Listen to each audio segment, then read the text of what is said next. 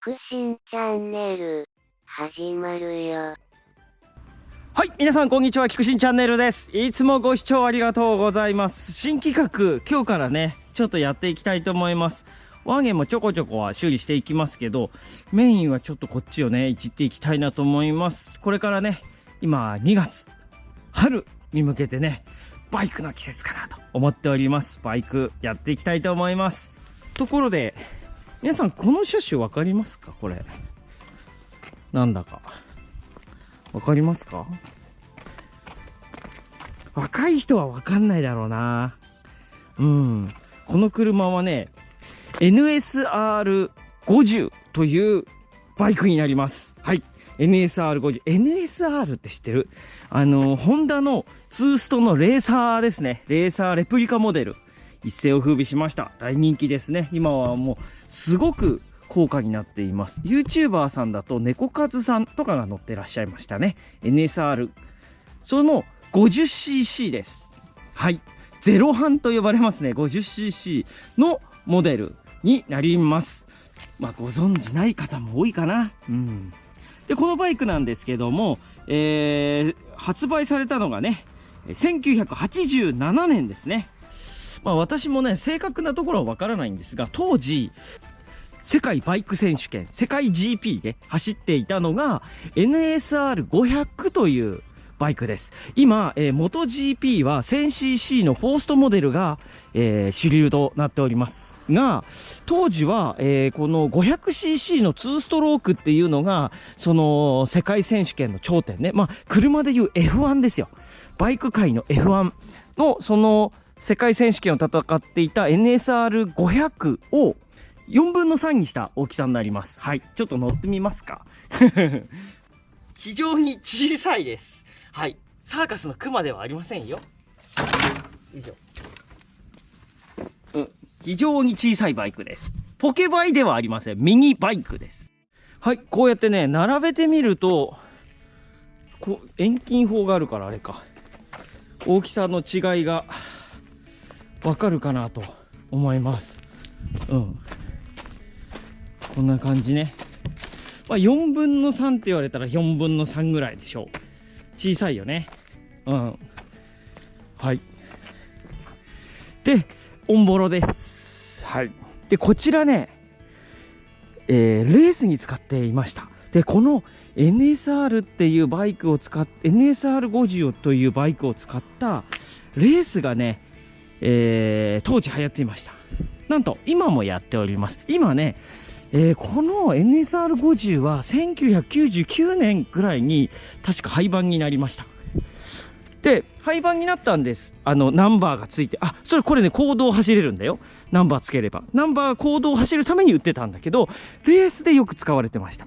この NSR50 のレースがすごいあって、で、1999年にこの NSR50 は廃盤になったんですけども、NSR ミニ、NSF100 っていう風にモデルチェンジを繰り返して、実はこの大きさで今も HRC、ホンダレーシングから競技用車両として売っています。ただ現在は、エンジンが4ストロークの 100cc のエンジンを積んで、このフォルムで売っております。だからまあ、現行モデルではないんですけど、その系譜は今も引き継がれているという感じになります。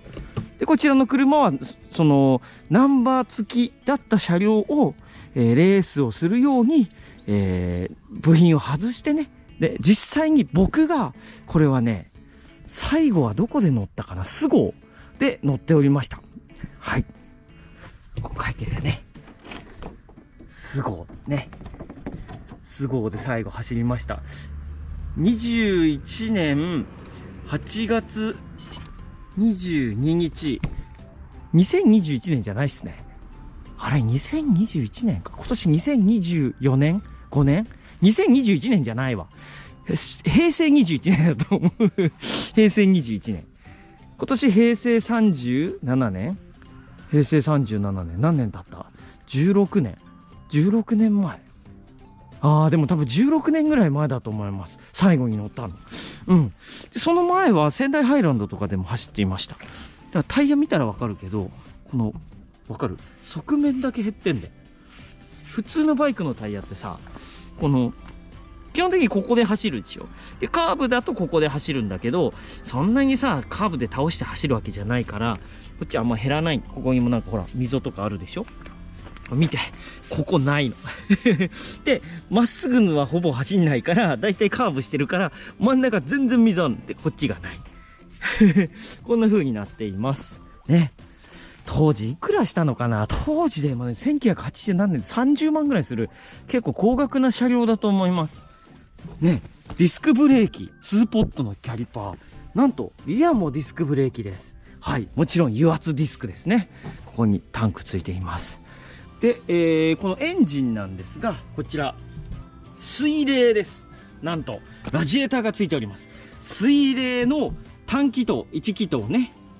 で、7.2 馬力を、約1万回転でね、発生させていたという、かなりのパワフル原付でございます。うん。でね、一応原付 50cc だから、30キロなんです。一般道を走るのね、30キロなんだけど、このマフラーを変えただけで、100キロぐらい出ます。はい。なんと、エンジンもハイパワー、軽量シャーシに、強力ディスクブレーキに、ちゃんとね、フロントショック、アブドソーバーがついてて、小さいんだけど、エンジンの出力も小さいんだけど、このフレームもめっちゃしっかりしてるでしょ？スチールのがっちりフレームで、小さいだけで大きいバイクとほぼ同じ機構で作られているので、もうバンバンね、スピードが出て、コーナーも速くてっていうバイクでした。違和感ありますよね。何だこれって。ボロボロですね。何か書いてありますね。カーボンとかグリーンね。実は、5、6年前に一度、これを修理して公道で乗ろうっていうチャレンジをしました。で、せっかく直すんだから、こっちの ZX12R の ZX12R ミニを作ろうと思って、FRP とかでこういうところ作って、いろいろね、頑張りました。このね、口あるでしょ？特徴的な口。こんなのもね、作ってみました、FRP で。で、ZX12R ミニを作ろうと思って頑張ってました。カウルもね、FRP を買ってきて、加工して、同じようなカウルにしようと思ってたんですが、やっぱこの FRP の加工がね、非常に難しい。チクチクするし。で、思うような型がないところを FRP だけで作っていくのって非常に大変ね。それで、さらに言うと、こうやって作ってったらね、カウルがすごく重くなりました。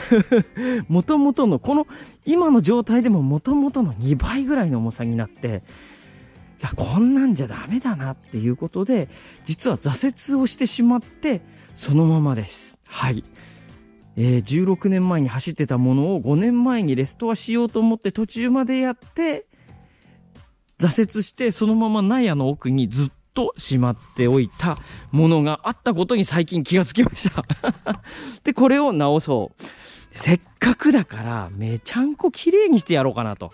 当時はね、カウルだけ作って乗れればいいかななんて思ってたんですが、せっかくだから全部直したれと。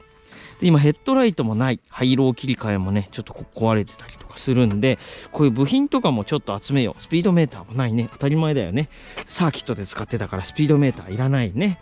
で、もちろんナンバープレートもなければウインカーもありません。サーキットで使ってたからね。で、サイドスタンドだけは移動するのに邪魔だから、なんかのサイドスタンド買ってつけました。で、ステップ。これね。短いでしょ？これ普通のサイドステップね。靴がこう乗ったとだけど、これ半分しか乗れない。これいいの。こういう風に乗るから。膝をこう出してさ、カーブで。ね、レースの人膝出してるじゃん、こうカーブでね、内側のね。どうせ、こう乗ることはない。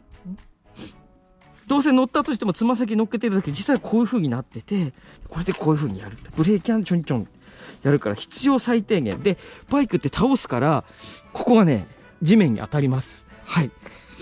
長いと地面に当たります。この長さでも地面に当たります。ブーンって倒すとね。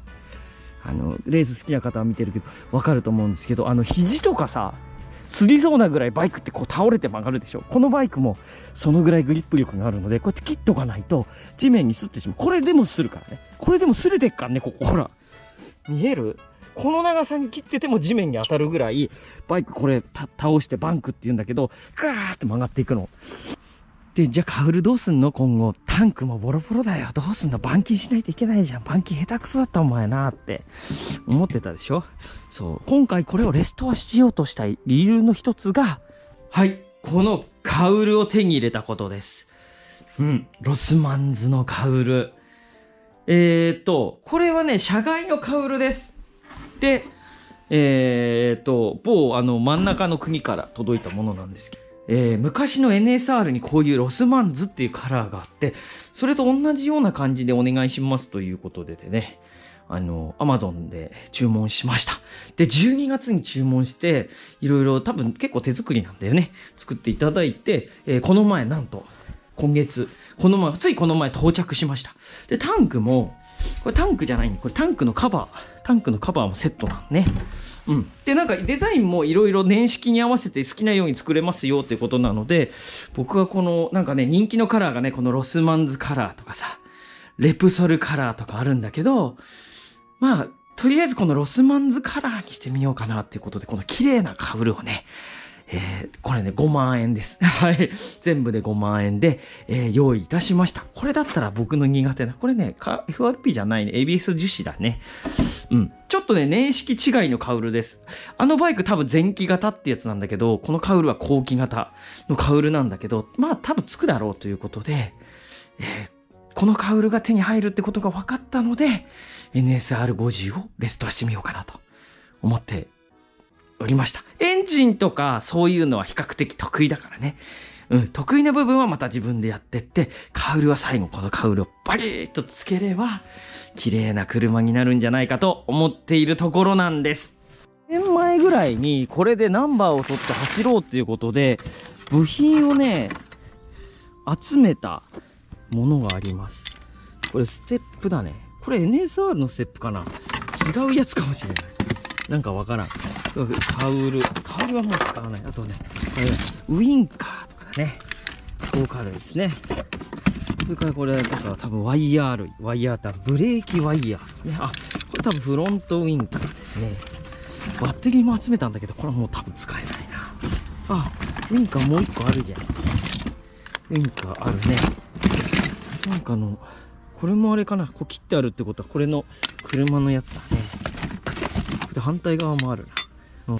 でもグリップとかないな。これ、あれで一回ね、部品は、だからこれからちょっとまず集めるところから始めたいね。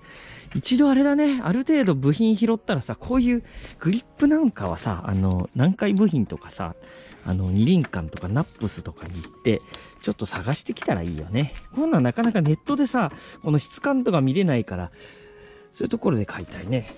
こういうところもしっかり一回全部バラして塗装したいと思います。で、エンジンなんだけど、これ50cc 用レースの、N50 じゃない、S50。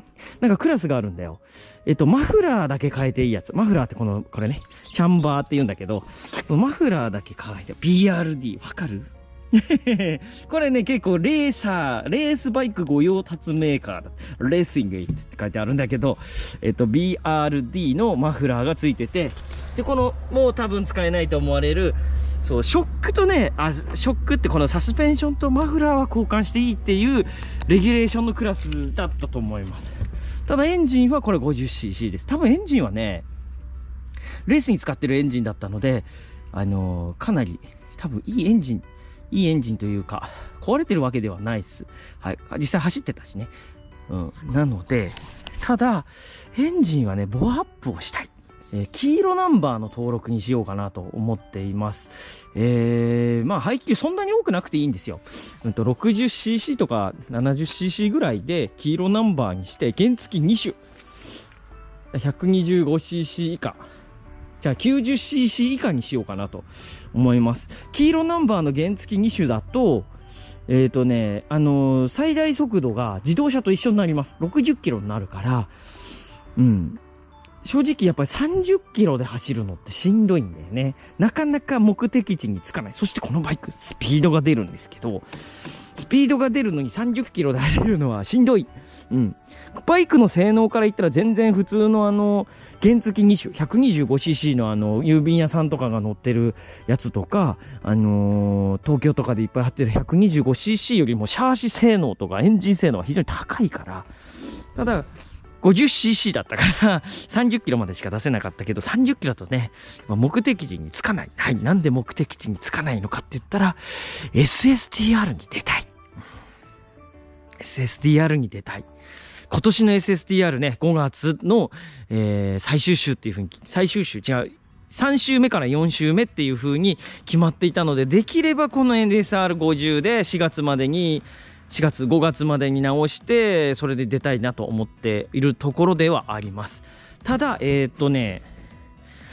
仕事の休みがまだちょっと取れてないので、はい、ちょっと行けるかどうかはまだ不明です。はい、まだ不明なんだけど、もしね、日程が取れるんであれば行きたいなとは思っているところです。だから、ちょっと距離走ってスピードを出したいっていうわけじゃないけど、距離走るから、やっぱ黄色ナンバーの方がいいなっていうので、エンジンをちょっと大きくして、エンジン、リードバルブ、キャブレターっていうのを少しボアアップして、低速のね、トルクを上げて乗りやすいバイクにして、制限速度も30キロから60キロに上げていくっていうのが目標かなと思います。何がないかな。まずヘッドライトがないよね。うん。これね、実は耐久カウルっていうのがついてて、一眼のライトは昔ついてました。スゴーに出たレース、マルチコースね。これね、スゴー24時間レース、24時間走るレースに出たので、その時はヘッドライトついてましたけども、電池式のやつね。エンジンから引っ張ると、エンジンの電気食っちゃうからさ、電池式のやつをつけてたんだけど、まあ今は必要ないので、外してあるんですが、道路を走るのであれば、ちゃんとしたヘッドライトをつけたい。発電機はね、発電機どうしたっけな。レースの時は外してたんだけど、多分レースが終わってから、2本ついてるね。レースが終わってから、その5年前に一般道を走ろうと思った時に、多分そう、配線を作ったんだよ。ここヘッドライトの配線あるもんね。配線をヘッドライトつけたり、ウィンカーつけてるように、その配線を作った記憶があるので、電気はいけるかな。コウモリの糞がついてるね。うん。コウモリがいるから、いたところに置いてたから、コウモリの糞がついてるんですね。そういうのをね、こう、直していきたいかな。ちょっとこの状態でエンジンをしばらくかけてないから、今キックやるとなんか壊れちゃうと困るから、今はちょっとキックはやりません。今日は洗うぐらいにして、これから作業していきたいかなと思います。はい。理想はこんな感じ。これ新車の時の様子ね。理想はこんな感じ。これを目標に作っていきたいと思います。はい。ジュニアールっぽいのを作りたかったんだけど挫折したから、でもカウルが手に入ったから、せっかくだからエンジンも下ろして全部直して綺麗にして、作っていったらいいかなと思います。ただ部品がね、やっぱ手に入るものと手に入らないものあります。1988年の車両なのでね、ヤフオクとかで探すんだけど、まあできないものに関して、手に入らないものに関してはちょっと社外品を使ったりとかしていきたいと思います。繰り返しになりますが、 NSF100 NSR ミニという車両がね、現役でまだレースをやっていまして、今世界で活躍している GP ライダーさんね、 GP ライダーさんも多分必ずと言っていいほどこの NSR とか NSF のレースの経験者、これからステップアップしていっているはずです。で、私がこの車はその2009年か乗ってた時はもう大人だったんですけども、私は学生の頃からレースをしていて、この車両じゃない車両をもう一台持ってて、そっちはね、学生の時に乗っていました。シビックとかでレースをしていたんだけども、学生とかだとさ、やっぱりお金がないから車のレースはできなかったから、学生の時はこれに乗ってブイブイ走っていって、で、大人になって社会人になって少し車とかも用意できるようになったから、車の方にステップアップしていったという感じになります。あのバイクで取ったトロフィーとかカップは多分ないかな。あのバイクはあんまり活躍してはいないかったような気がするんですよね。ほとんどこの車とかで撮ったやつ、もしくは別の EG6 ね。ピンク色の EG6 で撮ったやつだけかな。バイクのやつなかったかな。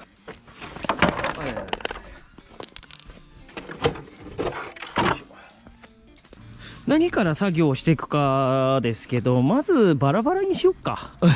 バラバラにして全てのパーツをきれいにしよう。全てのパーツをきれいにしつつエンジンを作ろう。奥かどうかわからないけど、電装系だけちょっと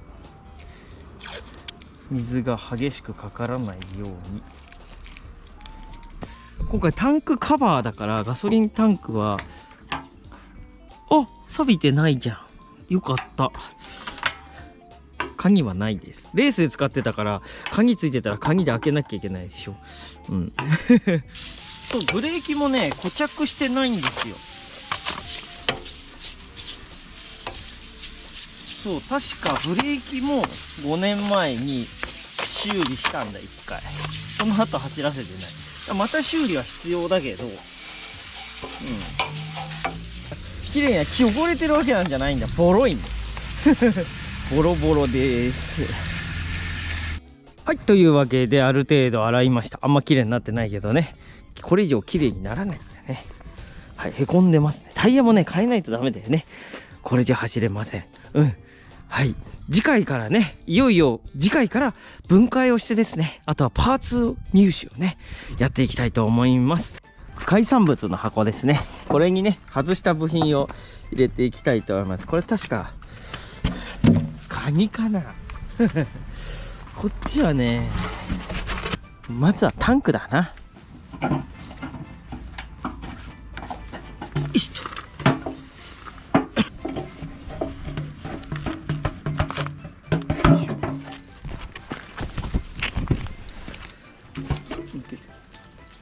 ガソリンちょっとだけ入って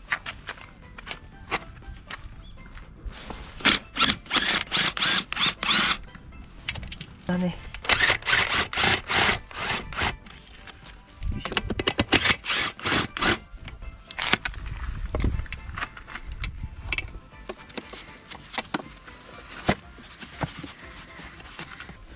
よし、取れてきた。中身確認しよう。入ってない。中綺麗だね。ただ入ってないから、エアクリーナーは買わないとだね。特に形とかは悪くないし、壊れてもない。これはこのまま使えそうだね。これは洗うぐらいでいいね。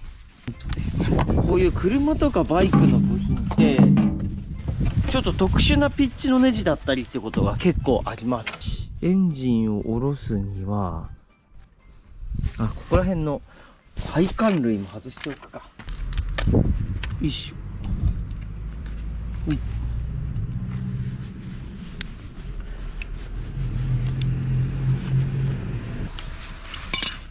これは、これはオイルキャッチタンク。転んだ時にキャブレターから溢れたガソリンとかが路面に垂れないように。特に2ストローク車に限っては、そのガソリンにエンジンオイルが混ざってるから、ガソリンは揮発してなくなってくれるけど、その中に入っているエンジンオイルは揮発しないので、路面についちゃうと特にバイクは滑るんだよね。いやー、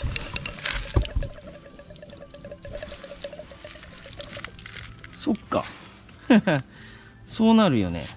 こっから水を抜かないといけないんだ。そうだ、久しぶりの水冷車だからさ、忘れていたよそう、エンジンの中に水が入っているんだ。ここから抜けるんで、ラジエーターキャップを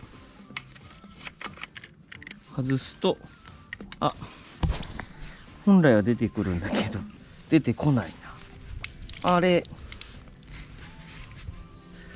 詰まってるか。詰まっていましたね。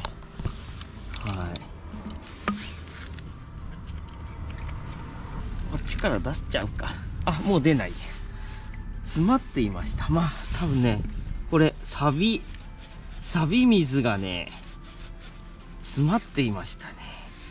で詳しい方は分かると思うんですけど、本来このラジエーター液は緑の水がとか赤い水が入っています。不凍液っていうものなんだけど、これは普通の水が入っていました。これなんでかっていうと、さっきのレースの都合で転んでここら辺が壊れた場合にブワーって水がこう出るんだけど、その水はさ乾けばいいんだけど、太陽が当たれば蒸発して乾くんだけど、緑とか赤い液体はなかなか蒸発して乾いてくれないから、コース上で転んだ場合に永遠に消えない水たまりを作ってしまうということになるのね。だからそういうことがないように、水が入っています。ただこれだとね凍ってしまってラジエーターを壊す可能性があるの。と寒い地区だとね。幸い壊れてなかったんだけど、でしかも錆びたりとかもするから錆び防止の不凍液が入ってるんだけど、今回入っていませんでした。これはね今度入れるときはちゃんとした不凍液を入れたいと思います。ほい。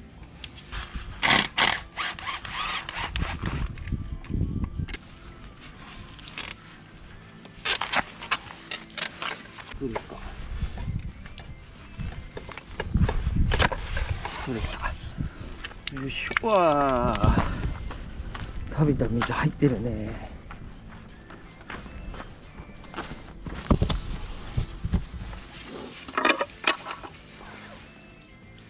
おお、来たにはいいな。通るかどうかやってみよう。ちょうど同じ大きさだから。あ、いいね。大丈夫そうだね。うん。ちょっとしばらく洗っとくか。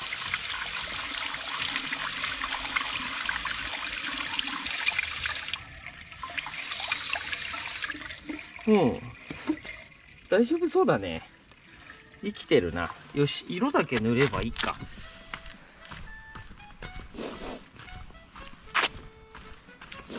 ちょっと水縫いを抜いておこう。微妙な長さのエクステンションが必要だね。これだとちょうどいいね。よし、回る。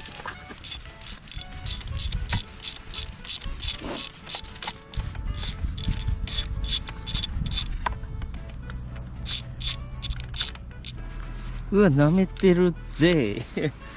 舐めてるぜ。あ、し、外れた。さすがインパクト。取れた取れた。あ、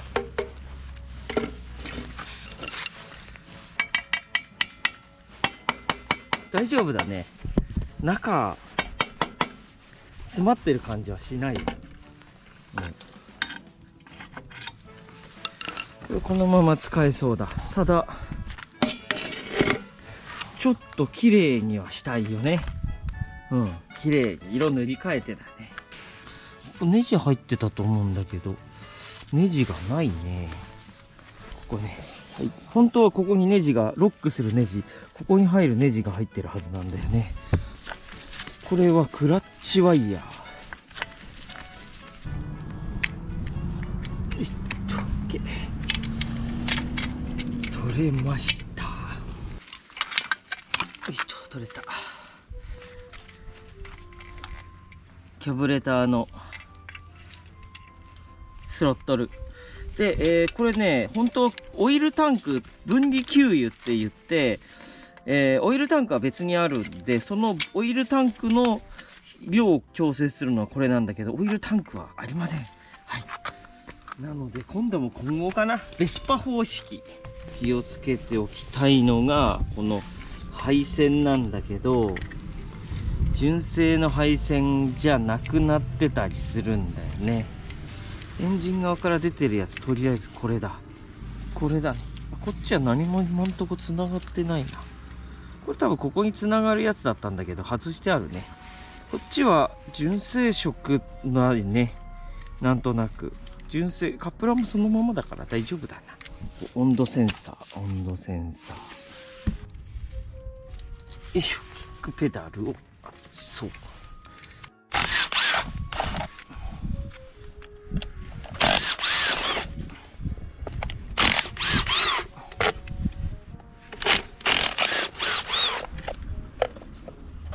ここが最深部です。このスプロケットっていうこのギア比を決めるものが果たしてどのぐらいの比率になっているか。最後ね、スゴを走ってるんだけど、スゴはね、小さい方のコースを走っているので、それだと一般道を走るにはちょっとショートかもしれないな。何丁1,2,3,4,5,6,7,8,9,10,11,12。フロント1に対してリア3の割合なんだ。これに。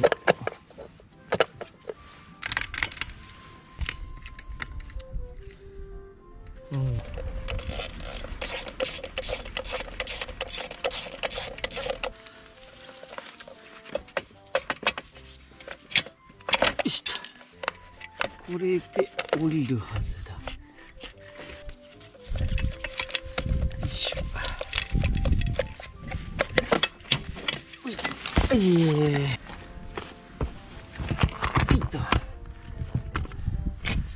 まあ、軽いっす。原付きのエンジンだからね。よいしょ。これはチェーンガードですね。この車両のものかどうかはちょっとわかんない。多分そうなんだろうな。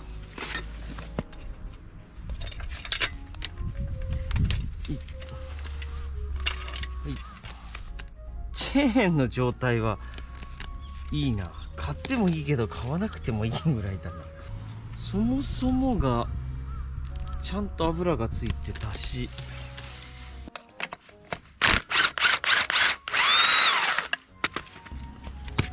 いしょ。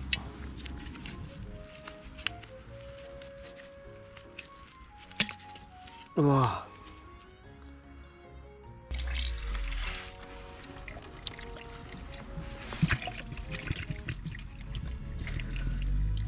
なんかプルンプルンの出てきた。あ、でもあとは綺麗だ。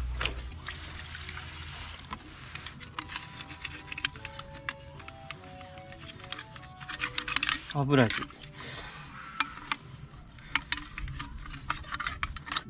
まあこんなもんか。後で綺麗にして。いいメーター関係ですね。外すとき手痛くなるやつ。硬い。これなんだかわかんないけど。あ、取れた。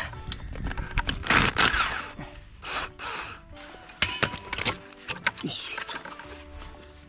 ここに、これタコメーターで、こっちにね、スピードメーターが来るんだ。スピードメーター買わないとな。何パイ ?60、63だって。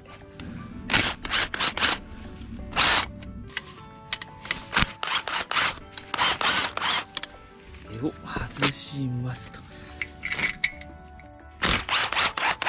このまま使うけど、できればメインハーネスとキーシリンダーだよねは欲しい。レースではさ、少しでも邪魔なものはいらないからさ、取っちゃったりとかしてるから、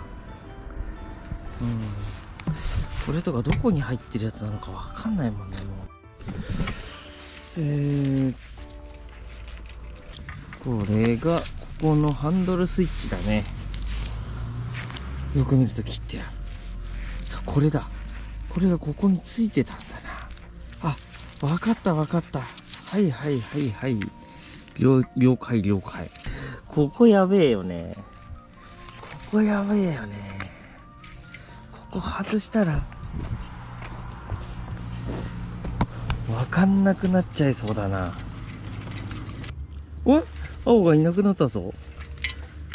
ゲーゲー。確か緑についてたんだよね。これはブレーキ。これが、あ、これメインのキキーシリンダーね。はいはいはいはい。あ、ミディちゃんがね、車検から帰ってきましたよ。そう、濡らしたくないね。キーシリンダーだけ外そうか。鍵を作りたい。そのために、キーシリンダーを外したいが、非常に厳しいスペースが。あ、いけるか。ギリいけるか。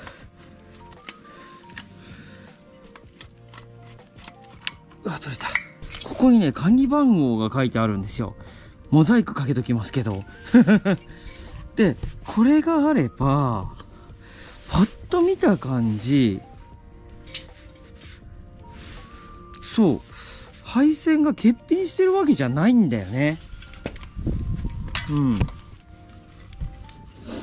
ここも、ちょっと変わった直結配線にはなってるが、これって多分鍵を外すだけの配線で、このカプラーの数とかは合ってるから、ちょっとここ変わってるか。ちょっとここ変わってるけど、修理すればいける範囲だから、これだったらメインハーネスはね、交換しなくても良さそう。うん。そのためには鍵を作るしかない。この、僕ホンダのこの原付シリーズしかわからないんですけど、ズークの時もそうだったね。鍵をね、作ることができます。はい。もしくは鍵売ってます。はい。鍵の種類っていうのがあって、で、ものすごい数、鍵種類あるんだけど、番号によってはね、合うものもあるので、自分で調べて買うこともできます。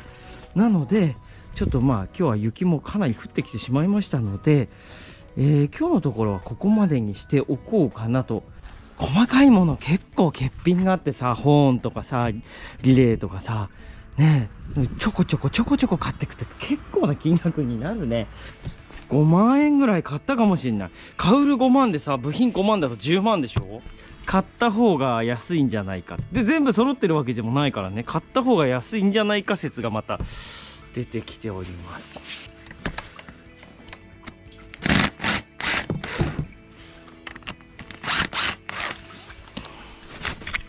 なったよしよし。これ修理でもいけそうな気がするけどね、ここがないんだよね。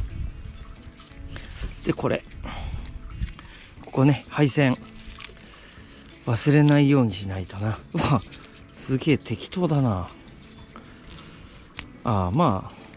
そっか、エンジンかけるだけのために繋いだだけだったかもしれないね。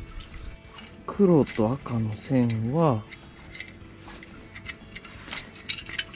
赤は CDI に行ってる線だったんですね。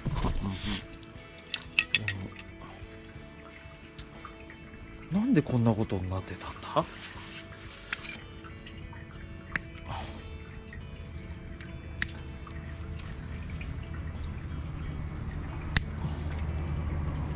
一つずつ謎解きを。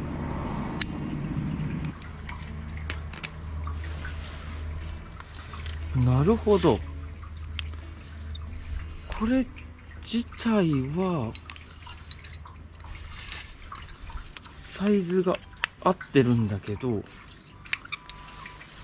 ストロークちょっと長かったのね。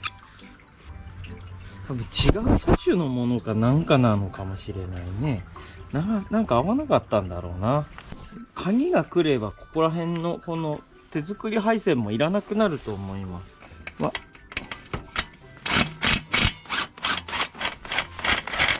いしょ。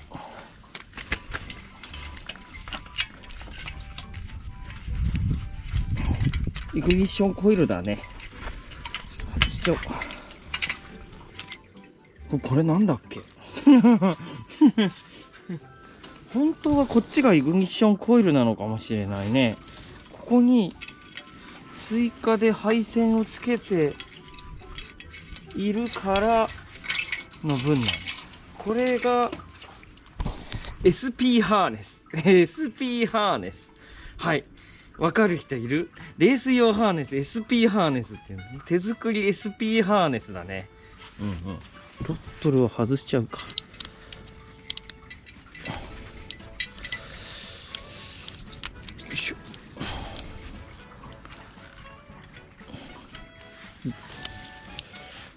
て、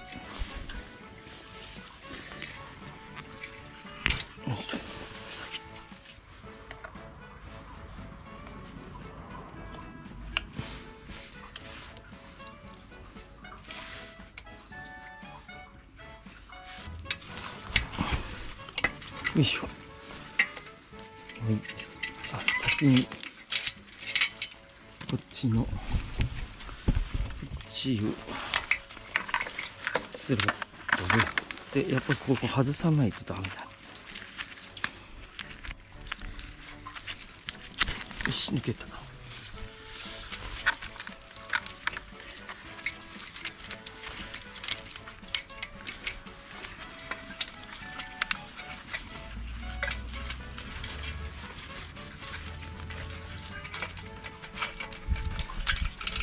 よしと、取れてきたぞ。はいはい。よしよし、メインハーネスが外れた。切ってあるとことか欠品はないね。うんうん。スロットル。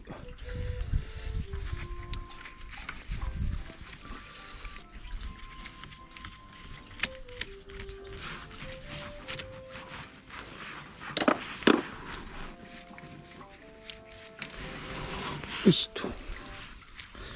あれ、ちょっとハイスロにしようと思って、ハイスロキットを注文したんだけど、見た感じもうすでにハイスロになってる気がするな。うん。あれ、同じものを2個買ってしまったか。なんかこれ純正じゃないような。まあいいや、来てからだね。グリップだけ買おうと思ったの。でも、ハイスロのキット買っても2000円ぐらいで、グリップだけ買っても2000円、デイトナって書いてるもんね。なんか2000円ぐらいだったから、ハイスロ買った方が安いかなと思ってハイスロ買ったんだけど、もしかしてすでにハイスロになっているかもしれない。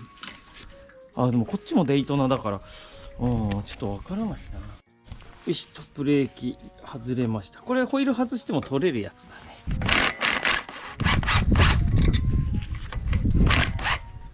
いっぱいワッシャーがかかってますね。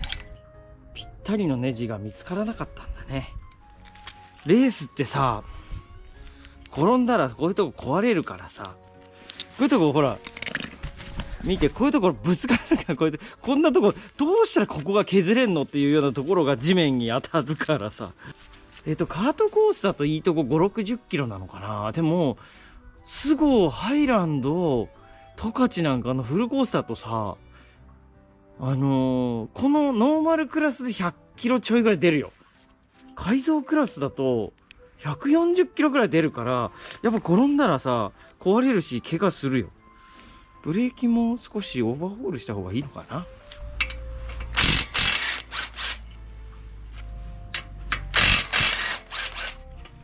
い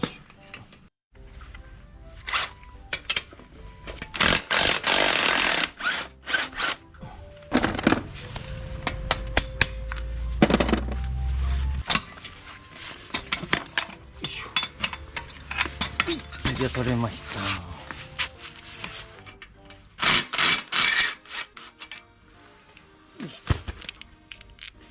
ブレーキ取れましたね。リアブレーキ。ここもね、もオーバーホールしないとね。こんな感じになりましたよ。この時点でね、後ろのさ、ワーゲンが背景に入りすぎてて分かりづらい。フレーム、前期モデルのフレームなんですが、この前期フレームに後期のシートは合わないらしい。そもそも多分このロスマンズのカウルに後期仕様っていうのはないので、やっぱ無理やりつけるしかない。あれ？ついた。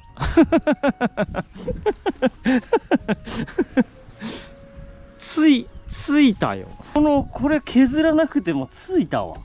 ただ、シートを固定するところがないんだ。ここ穴開いてるでしょ？で、ここに固定する何かをつければいいんだね。だけど、これも切らなくていいし、これも切らなくていいから、標準に戻そうと思えばすぐ戻せるわ。こにベースの土台が入ればバッチリだね。全然いい。2本もしくはここ1枚木でもいいよね。うん、木でもいいね。ここに木貼って、そこにナット入れるやつつければいいね。であとここにシート貼ればいいね。あ、いいじゃんいいじゃん。加工しなくて良さそうだわ。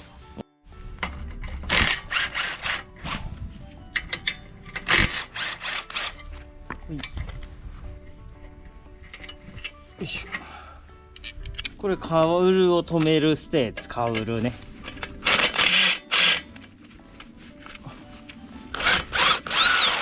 はい、もちろんね、ひん曲がっております。外しましょう。生きてるのかなこれ。生きてるのかな。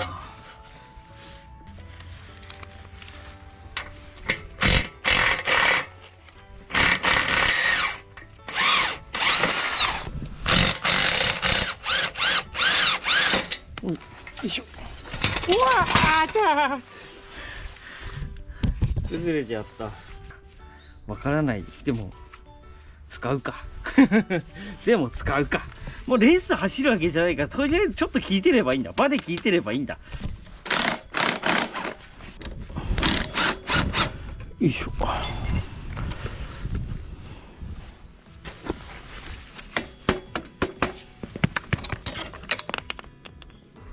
中のギアないね。うん、中のギアがない。これはこれじゃダメだと思うな。こうやって微妙に金がかかる。よ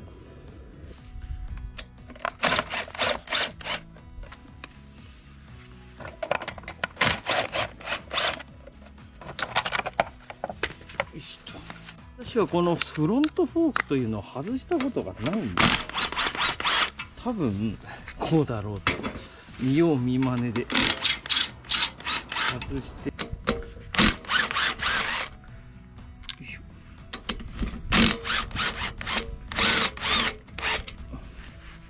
こうやって取ればいいね。よいしょ。あ、よし、オッケー。ここは外しません今回は。中に多分ベアリング入ってるんだけど、部品出るのかどうかわかんない。多分出るんだとは思うけど、とりあえず今のところ違和感はないので、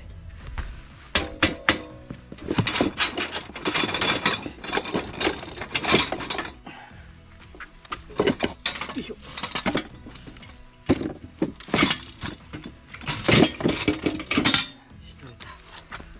はい、というわけで骨だけになりました。じゃあこれをきれいにねしていきたいと思います。洗って錆落としだな。うん、やっぱこの2ストロークのバイクって油すごいのね。ギトギトです。はい、まあ正直走ればまたすぐ汚れるんだけど、ちょっと塗装もしたいのでちょっときれいにしよう。やりたくないな。凍ってんじゃん。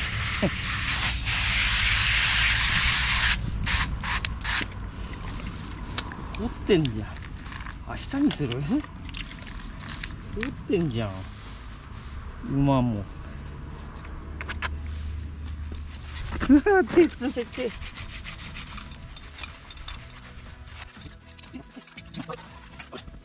もっと脱脂します。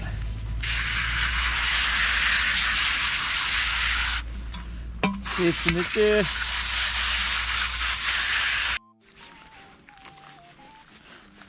フロントフォークは多分油がつく場所ではない。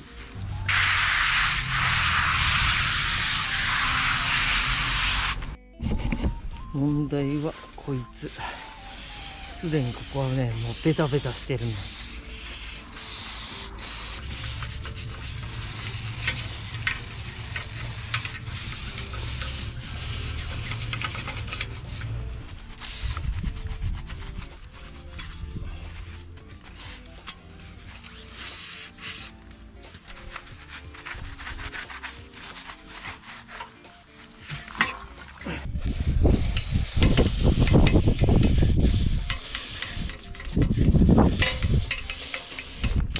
とこっからサビは削って、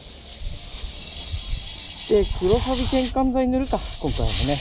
で、塗装します。で、塗装する前にもう一回、シリコンオフで、しっかり脱脂はする予定です。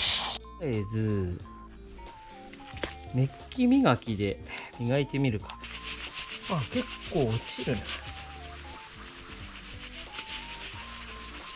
これは塗装塗料なのか。でも状態は悪くないな。どうする？塗るか？サビを紙やすりで削って塗装しようか。やっぱりデコボコ目立つもんね。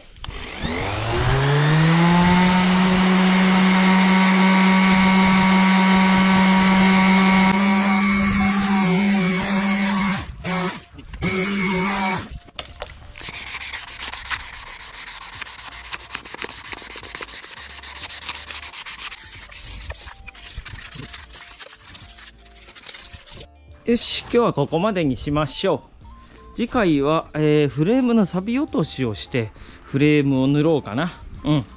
部品もね続々と到着しているから、とりあえずフレームが塗れれば一つ一つね組んでいけるかなと思います。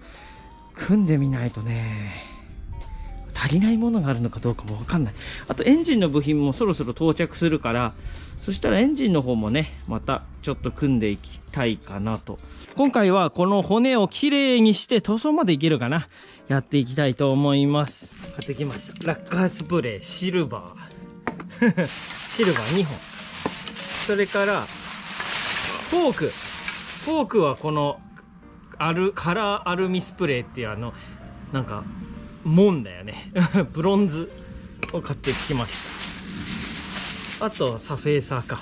で、あとこれ塗った後にウレタンクリアを拭こうと思います。ガソリンかかったりとかした時に塗装が取れないようにウレタンクリアを塗ろうと思います。ウレタンクリアねまだ届いてません。あとはこいつらで錆落としをねしていこうと思います。ウレタンクリアね綺麗になるんだけど結構高い、2、3000円するからさ、一気に拭きたいねと思ってます。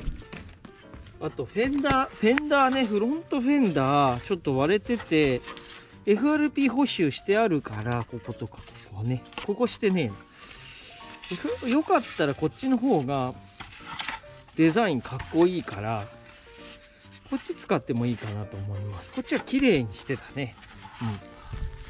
やっていきます。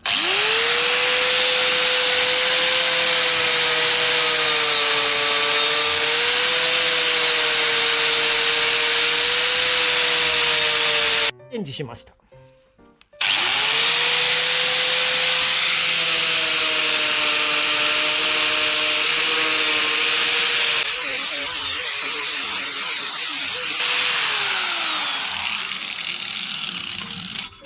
昔はサービスマニュアルがないとこういうタイヤのデータとかも、ね、調べられなかったんですよね。便利な世の中だよな。完全には錆は落とせないから、ここは錆転換剤を塗ってだね。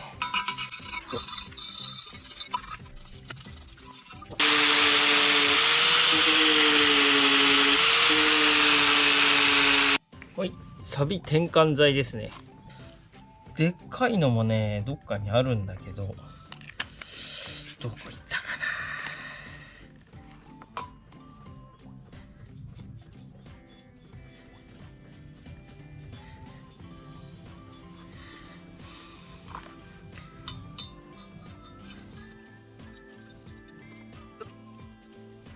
だいぶ黒くなったね。本当は全部ね紙やすりかけてピカピカにしたらいいんだけど、一生終わんねえからさ。深く雪かきしたのにねまた降ってきました。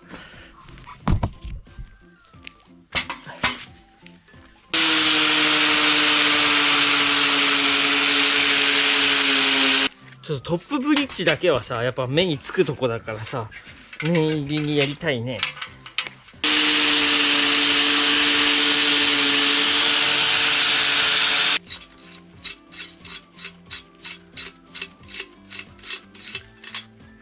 取れる。と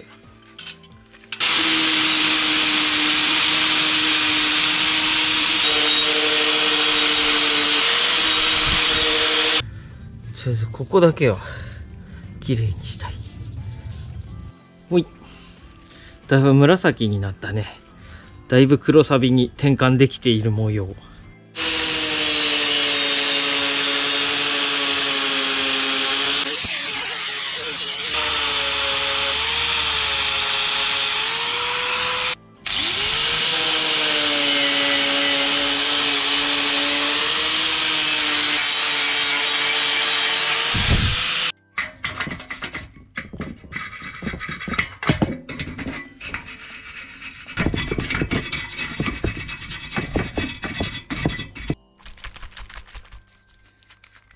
細かいところ、機械が入らないところはワイヤーブラシで削りましたけども、全部が全部できてるわけじゃないね。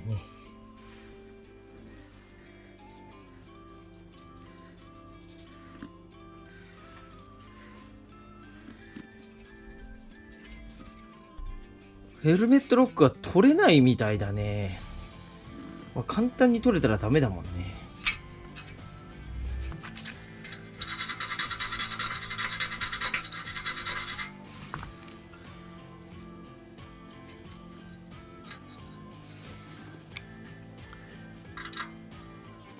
はい、いいかな。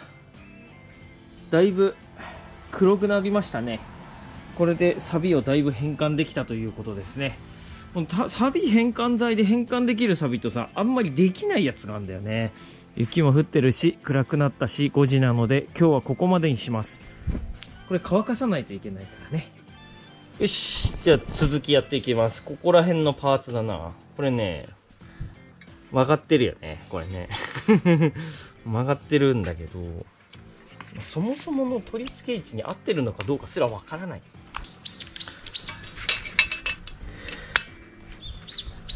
どうしたらいいかな。手では曲がんないよね。いい方法ないかな。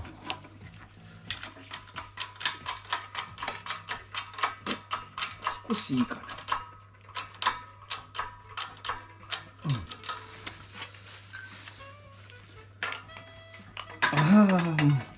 戻るね。まあでもだいぶ角度はいいな。こっち方面。こっち方面だな。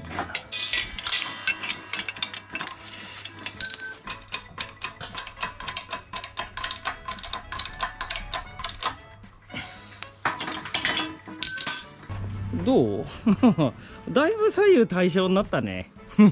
違うとこも曲がってっかもしんないけどね。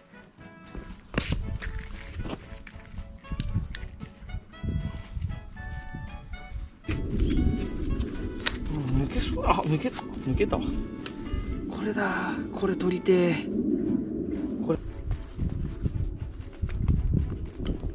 抜けた。あ、こういう構造なんだね。これ転んだ時にハンドルここが削れるようにアルミでできているもんです。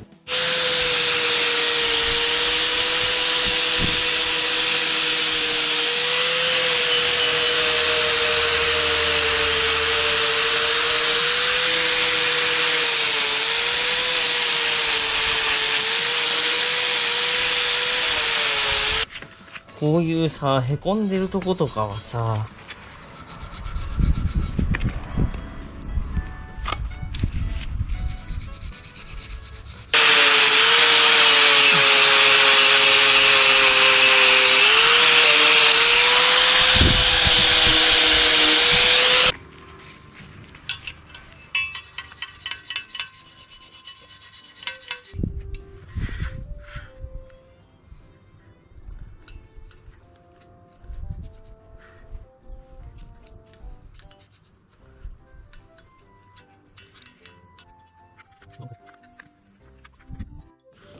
だいぶ紫になったでしょ。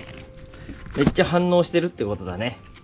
よし、オッケー。じゃあちょっとしばらく乾かしてたな。その間に次の準備をしておきましょう。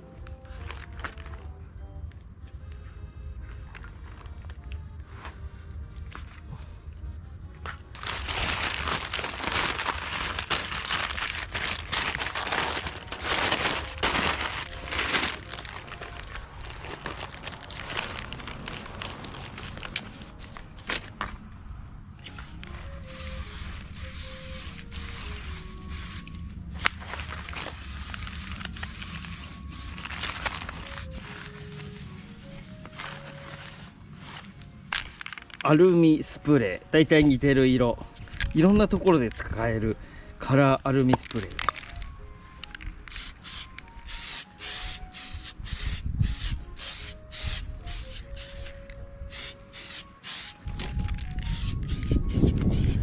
寒いし風が強いから少しずつだね。こっちも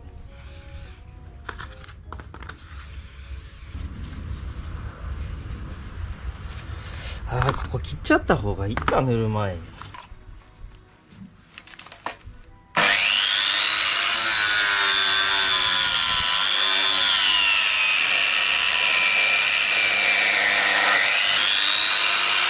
ちょっと寒いからなのか、ちょっとノリが悪いですね。お湯を持ってきたのでお湯につけとこう。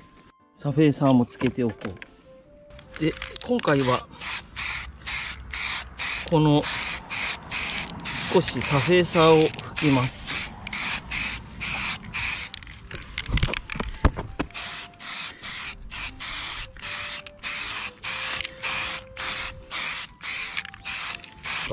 でもいいぞ。温めたら。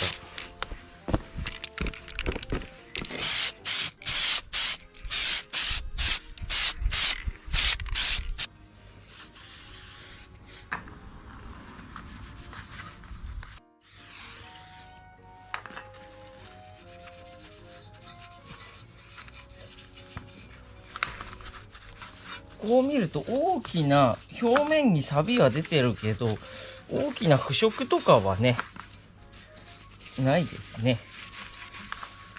大きな腐食があってね、ボキって折れそうになってたりとかすると、安全上の問題もあるんでね。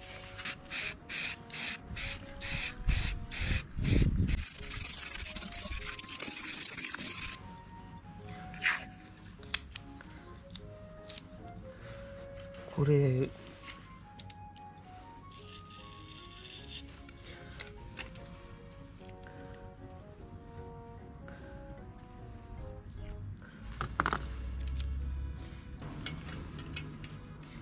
お腹すいた。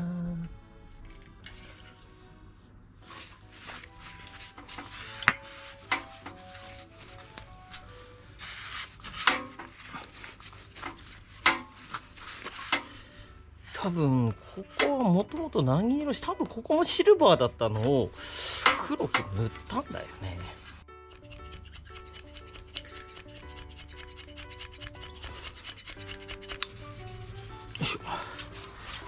パーツクリーナーで拭き取れば、ついでに脱脂もできる。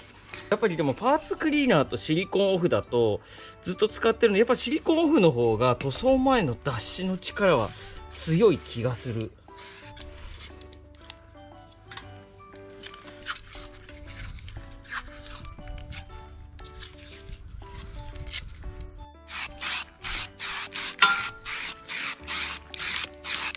なんか雪が舞ってきた気がするんだけど、気のせいかな。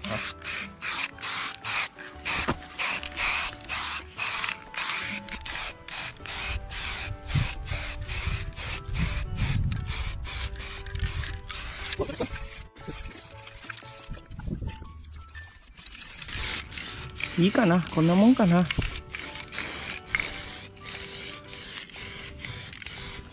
塗り忘れてるとこないかな。なので今日はこのぐらいにしときます。今日本当は塗りたかったけど、ちょっとこのまま乾かして、あと中に置いときます。で、明日お天気が良かったら塗ろう。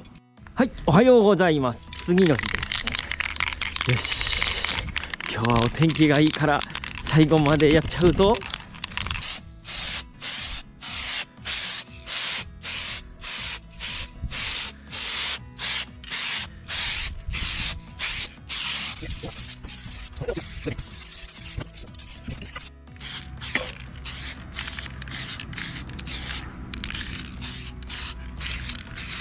はい、どうですか？不自然なぐらいピカピカになっちゃいましたね。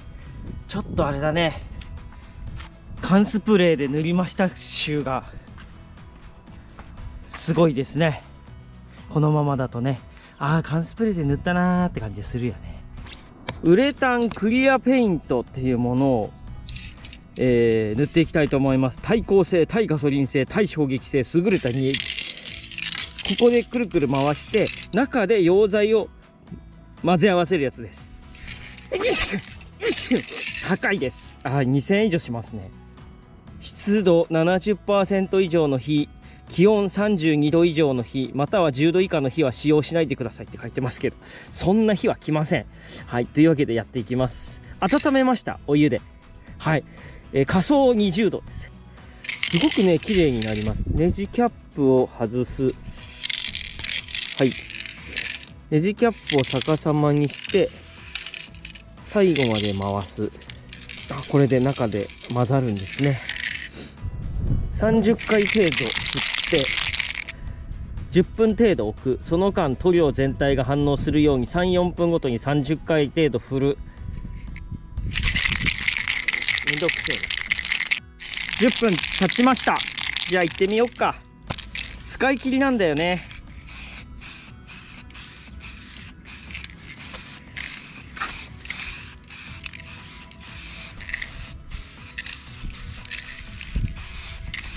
少し、ツヤツヤになるな。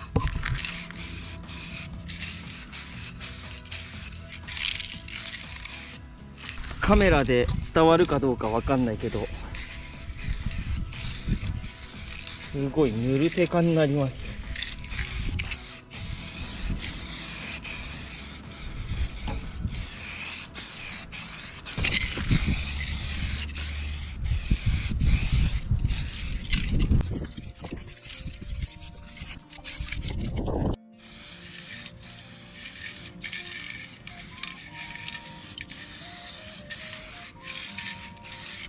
なくなりましたね。くっつるとビューって出てよくないから、このぐらいにしときます。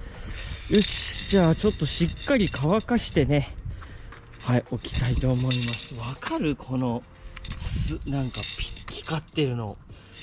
ぬるテカになるんですよ、このウレタンペイント。表面がかなり硬化するので、非常に強くなりますね。さあ、乾くのが楽しみです。よし、今日はね、今回の動画はここまでにしたいと思います。どうかな、かなり綺麗になったね。組み上げるとき気をつけてさ、傷つけたり汚れないようにしないといけないし、ここまでやると他のパーツもやっぱり綺麗にしてから組みたくなるよね。はい、皆さんの参考になればちなみにね、やっぱり塗料が最近高くて、シリコンオフ1000円ちょっとでしょ。缶スプレー1234、やっぱ5、6000円かかりましたね。まあ5000円ぐらいかな。これ2000円で Amazon で買って、あと缶スプレーが1本1000円、シルバー1本で済んだからね。1本ブロンズも買ったんだ。やっぱね7000円ぐらいにはなってるかもしれませんね。結構かかるよね、塗装もね。ブレーキのパーツが届きました。これフロントだね、これリア、あとはラバーグリスです。ちょっとね、ちょっと引きずり気味かなという感じなので、ブレーキはね直しておきたいと思います。さあ、やっていきます。この前ねワーゲンでもやりましたからね、それに比べればね簡単そうだな。で、今回の動画の注意ですけど、ブレーキはね重要保安部品です。なんていうか、整備に失敗すると事故になる可能性のある部品です。ですので、今回ね、動画にはしていきますが、僕の動画を見てね、ちょっとやってみようかなっていうチャレンジはご遠慮ください。はい、特に僕の動画はダメです。はい、プロの人のやつを見るんなら見てください。ただね、初めてやるんだったら絶対やったことがある人とやって必ず確認をしてもらうとかっていうこと大事かと思います。今まで僕もミスったことはないんですけども、一応ミスったら最悪ね事故につながる部品ですので危ないので注意してください。こっちがリアキャリパー。リアキャリパーはそうでもないな。フロントのさブレーキキャリパーめっちゃ汚れてんだよね。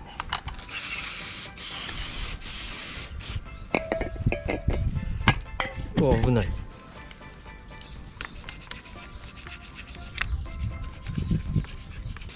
本当は色を塗りたいんだけど、ブレーキフルードとかがつくとさ、多分普通の塗料で取れちゃうよね、多分ね。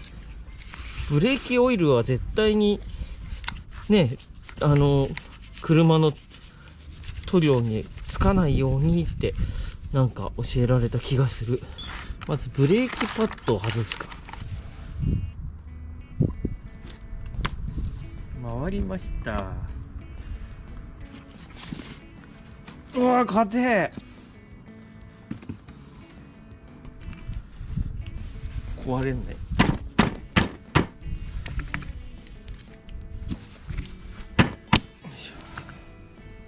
なんでこんなに硬いんだ。原付のブレーキってそもそもそんなに減らないんだよね。減って交換した、まあ日常使いをしてる人はそうなのかもしれない。レースとかだと減らないよね。ピッと抜けました。これでね、ブレーキパッドが取れるはず。5年前に交換したかな。どうだったっけ。レース用かな。 SBS ちっとも減ってねえな。はい、ここにピストンが出てきて、ここにゴムのシールが入ってるんだけど、それがね劣化するとこの出てくるのがね出が悪くなる。で戻りが悪くなる。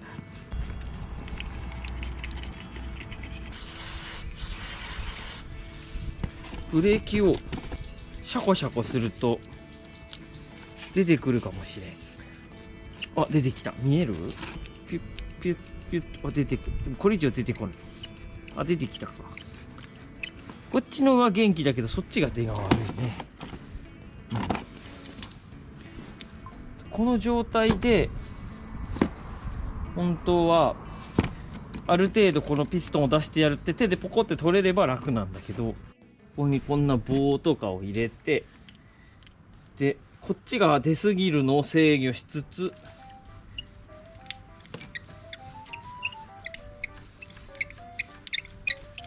こっち出てくる。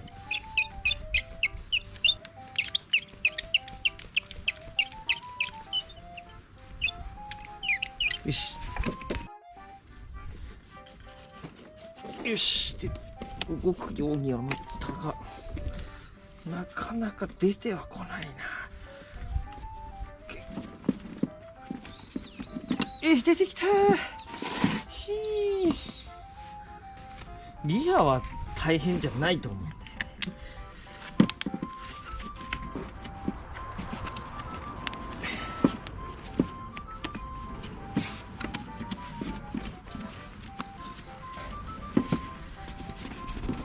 よし、取れた。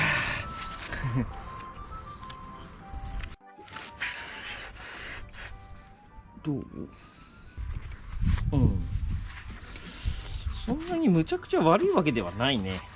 ピストンの方もまあここ出っ張ってる部分はこういう風にサビが出るのはしょうがない、ある程度。でもこっちの大事な出てくる時にこうスライドする方は綺麗だね。ピカールとかで磨けばいいくらいだな、こっちはね。この中にこうゴムのパーツが2個あります。外しちゃいます。これよいしょ。これダストシール、はい、ゴミが入らないようにするシールと、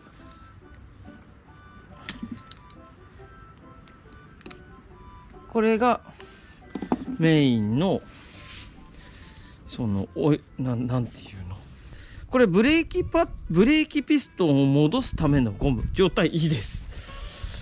みんな不思議じゃない？なんかさ、これでパコパコやれば、この中にオイルが入ってるから、ギュッギュッってやればオイルがこういくから、これは出てくるのはわかるけど、どうやって戻ってんのかなって不思議じゃないですか。実はこれ、ここにゴムがあって押さえられてるから、ニュッてなると、これがピストンがギュッて出るでしょ。ギュッと出るとこれがこうたわむわけ。で実際はさっきみたいに4って出ないから、ちょこっとこのぐらいピッピッピッピッって 0. 何ミリとか動くんだけど、その時にこれをゴムをこうギューってなるギューってなるか、これこうたわむんだよね。でその力でこうゴムがこうたわむから、それで元に戻るみたいな、ゴムの力で動いてます。はい、そういう構造です。なんとなく分かってもらえるといいですね。まずこの外のゴム、ダストシールが劣化するとゴミが入ります。ゴミが入って中が錆びたりとか、このゴムが劣化するとその戻りが悪くなるんだよね。そうするとブレーキを引きずるっていうんだけど、ピストンが出たまま戻らないから、ブレーキリリースしてもなんかこうブレーキローターとブレーキパッドが当たったままになっちゃうんだよね。はい。でもね、やっぱ少し汚れてますね。この古いグリスとかもあるから、こういうゴミとかが水とかが入って錆びたりとかすると、このゴムの働きが悪くなってブレーキの戻りが悪くなります。でブレーキが効かないっていうか、多くの場合はブレーキが戻らない、状態になるんだよね。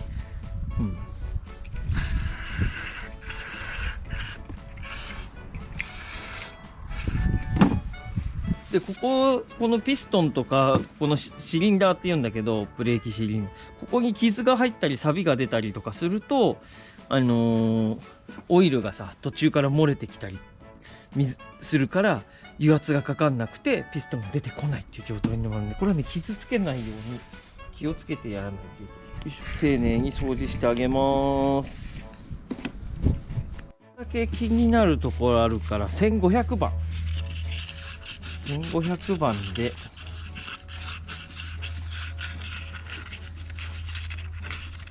紙やすりでゴシゴシ傷ある、なんか錆あるからって言って紙やすりでゴシゴシやると傷つくんで、あんまりやるとね。だから粗めのやつとかではやんないようにしてください。ちょっと入り口のとこだけ気になるのでやっときます。このちょっと外で出っ張ってる部分にどうしても少し錆びが出るので、1500番で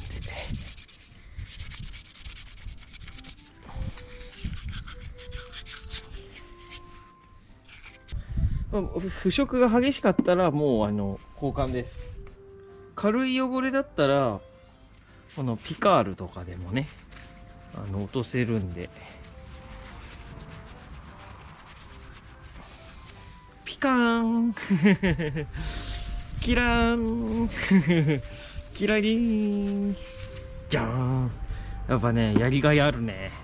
美しいですね反対側もキラーン。じゃあ買った部品を見てみましょう。45209GE066 が2個、それから 45109GE20006 が2個。これダストシールだよね。なんか厚みが違うからさ。大きさは同じだね。大丈夫。これも悪くはないわ。そんなきれいにすれば使えたね。まあせっかくだから買いましょう。1個で250円ぐらいです。で多分他のブレーキと他の車両とかにも使われている純正品だけど、いろんなのに使われているものなので、なんかちょっとラバーグリス買ったからね。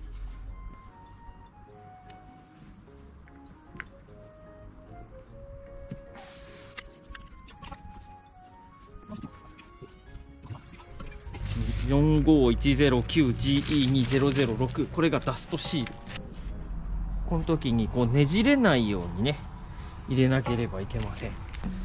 こっちダストシール、ほら内側がさちょっと二重になってて、こっちより若干小さいんだよね、メインのシールよりね。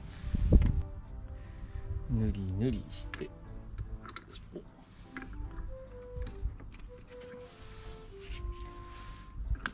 入った入った入った入ったぞ。 OK、 フロント OK です。こら辺ちょっと後で塗装します。交換してもいいけど、まだ使えるからもったいないよね。使えるものは使おう。ちょっとだけ気になるから。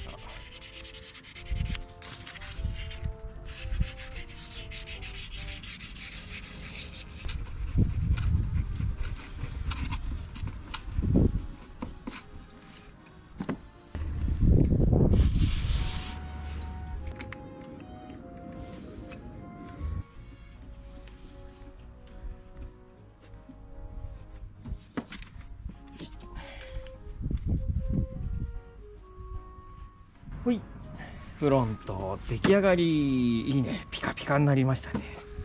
次、リアキャリパーちゃんですね。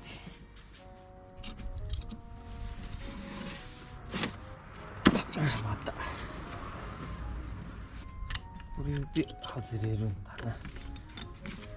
後ろのパッドは日清って書いてるから純正なのかな。よし、取れた。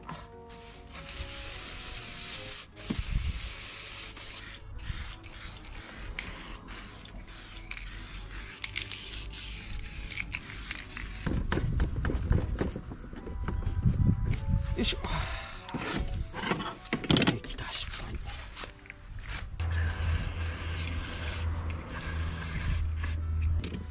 ギアはちょっと長いんだね。結構腐食してんな。というかいいかも。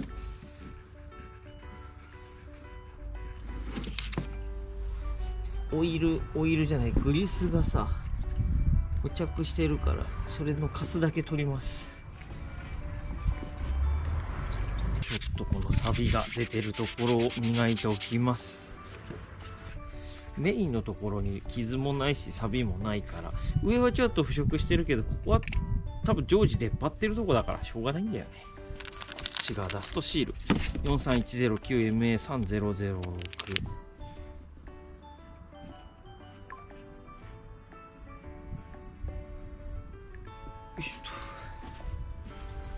これはオイルついてるからそのまま入れよう。あら、ぬりぬり。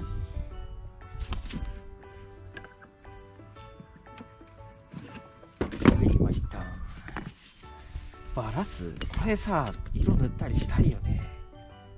ねえ、ちょっとマスターシリンダーバラすか。これで取れた。よし、これはボロいから後で色を塗ろう。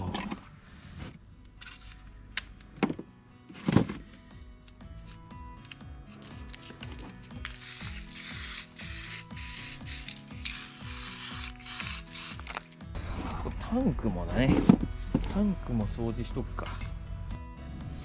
よいしょ。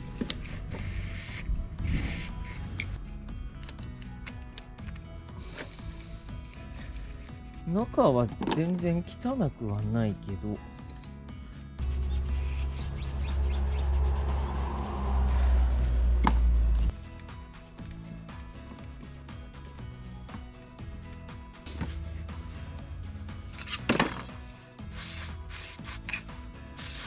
カスとかも詰まってないね。大丈夫だ。シャコシャコしといて。手袋今日してないのは、手袋が溶けるのと、あと食感、触った感じザラッとしてないかとか、そういうところちょっと気にしてたので、あと手袋のゴミが入ったら困るなとか、そういうところで今日は素手で行っております。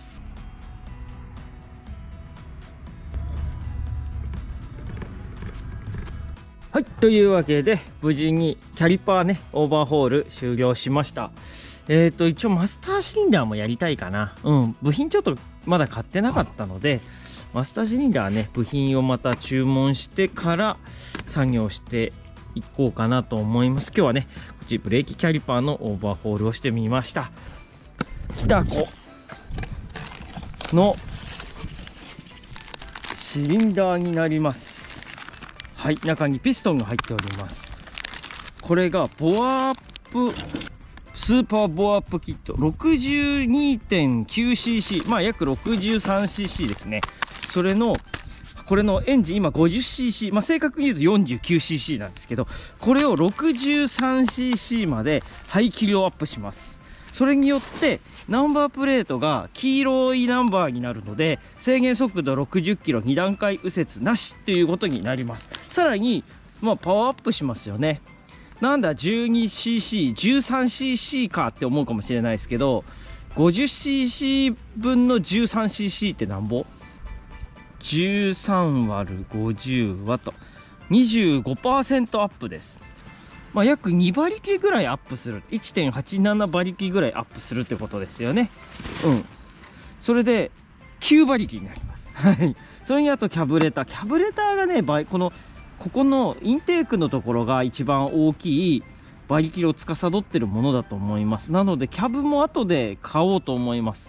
24パイ PWK24 タイプがいいかな。部分につけてるやつをつければ多分ね、リードボール実は前にやったことあるんですよ。これでと昔、それでシャーシダイナモっていう馬力測る機械にかけたらやっぱ14馬力ぐらい出てました。この24パイのキャブレターとこの 63cc のボアアップとかやるとね、14馬力だと標準の2倍のパワーをね目指していきたいと思います。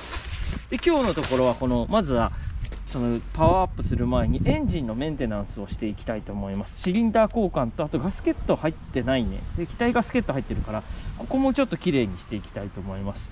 でギアオイル、ミッションオイルを交換して、でプラグ、これ新しいプラグもできたら交換したいね。なんか新しげだよね。前回もしかしたら5年前に交換した気がする。違う、これちょっと使ってるね。プラグも新しいものにするか。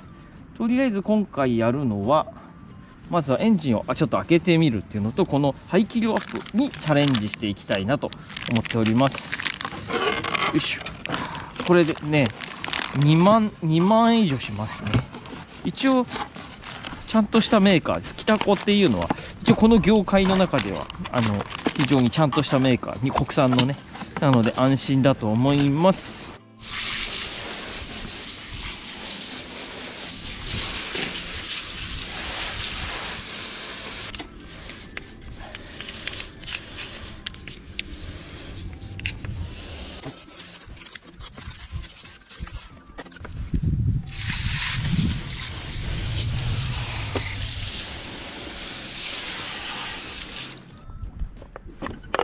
よいしょ。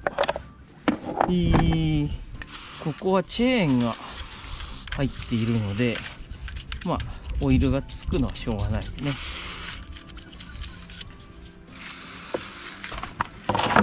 先にねやっとけばよかったんだよね。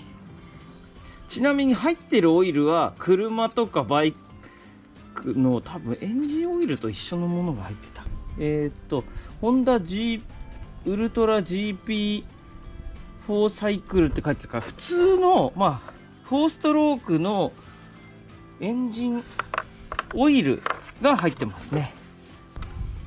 ワイヤーロック、これドレンボルトなんだけど、ここに針金ついてるでしょ。ワイヤーロックって言って回らない、回り止め、振動とかで緩んでて、エンジンのミッションオイルとかエンジンオイルがこうドバーって転んだ時とか振動で外れてコース上に出ないようにね、オイルが出てるとすごい滑るからね。バイクなんか一瞬で終わるよ。レース好きな人で見たことある人だとわかるけど、例えば鈴鹿8体とかもオイルがちょっとでも出た瞬間に世界のね、名だたるプロライダーがすってんころりみんな転ぶからね。そのぐらいやっぱりオイルは危ないです。はい、あまりにも寒すぎるので台所でやることにします。邪魔なもの外して先にこっち見ようか。それからシリンダー交換しようか。こっちね、ここら辺なんかウォーターポンプとかダメでエンジンダメだってなった時にシリンダー交換しちゃったら気になるのね。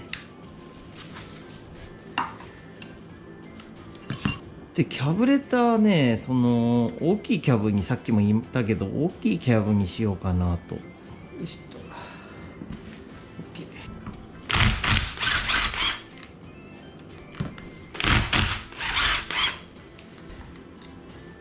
はい、こちらリードバルブという部品ですね。ああ、大丈夫だね。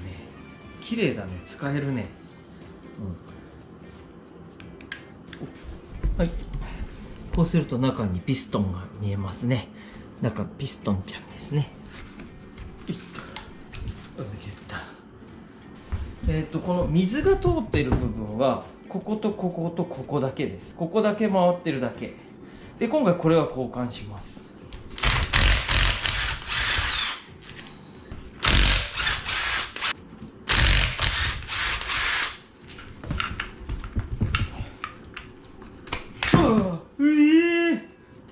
大丈夫だね。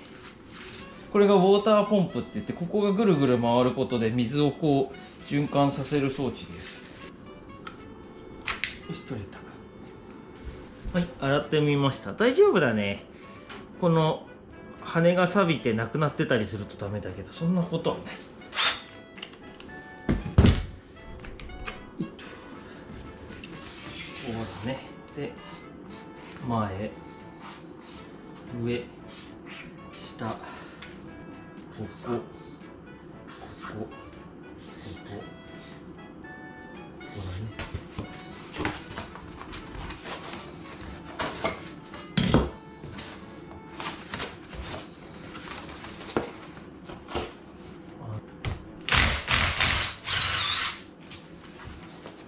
ここ。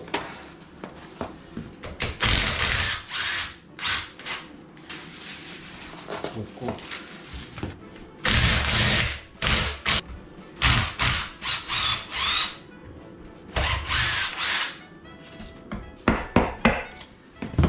し。こんにちはのお時間です。よいしょ。ほい。取れた。ここにオイルポンプギアがあるんです。本来は。ただめくらされてますね。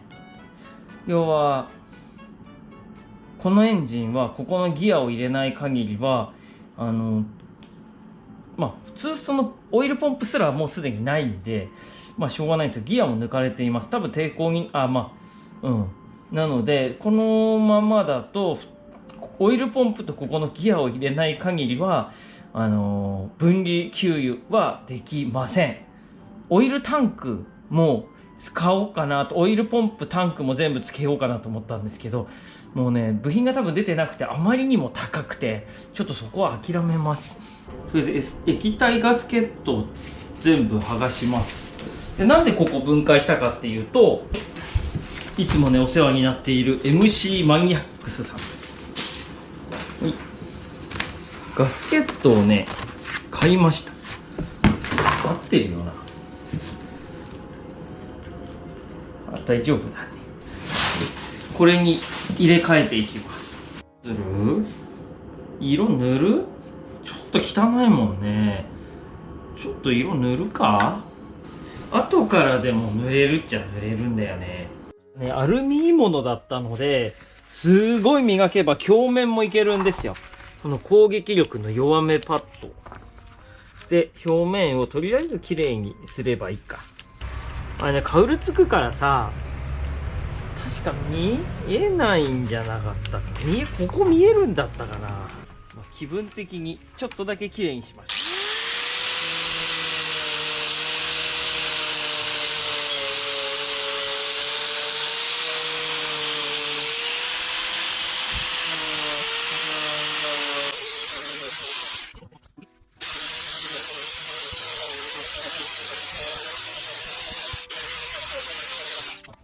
特にちょっと油ぎって主な部品だからね。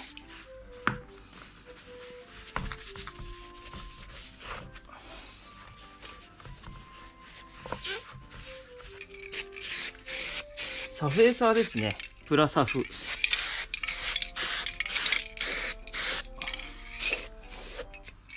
はい、あまりにも寒いので、強制乾燥です。本当はここで塗りたくないです。はい、カラーアルミスプレー。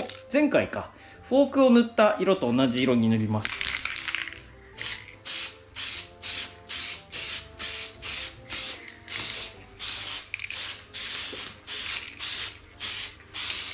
はい、やっぱりあったかい部屋だとすぐ乾くね。じゃあクリアもね入れときましょう。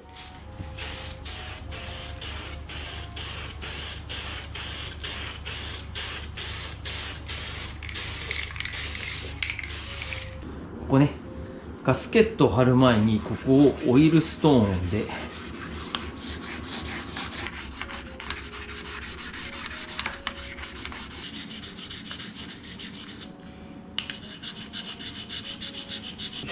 っちも塗装する前にやるのかった。シリンダー開けていきます。いよいよ本丸。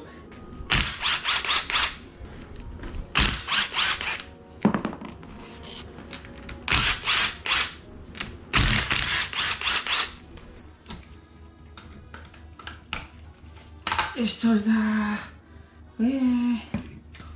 はい、見てください。非常に状態がよろしい。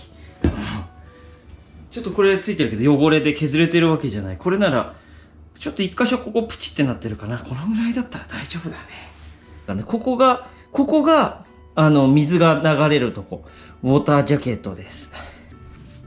取れた。取れた。わあ、綺麗に多分セッティングとかも出てたからバッチリだね。ゴミをねこう落とさないように、これをね、ここはね落とさないようにしないと開けられない。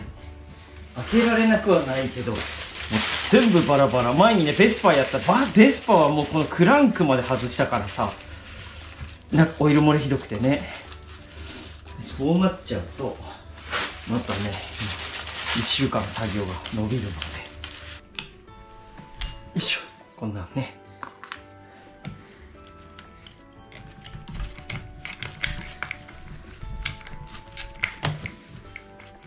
うい、取れました。ピストンですね。ピストンリングもほらふわふわ動くでしょ。すごいいい、めちゃめちゃいい状態だね。ここね錆びてるからきれいにしましょう。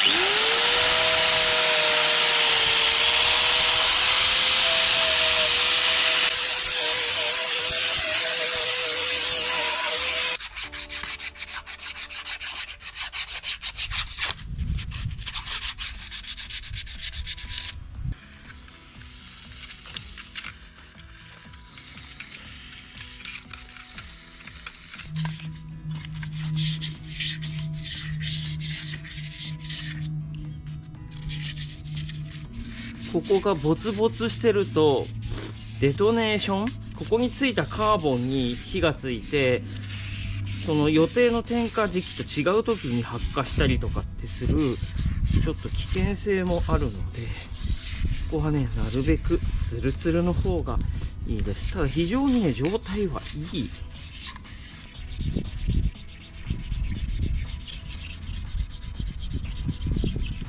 ここも磨かないとね。このガスケットを入れる前のここの処理、それからガスケットもすごい大切です。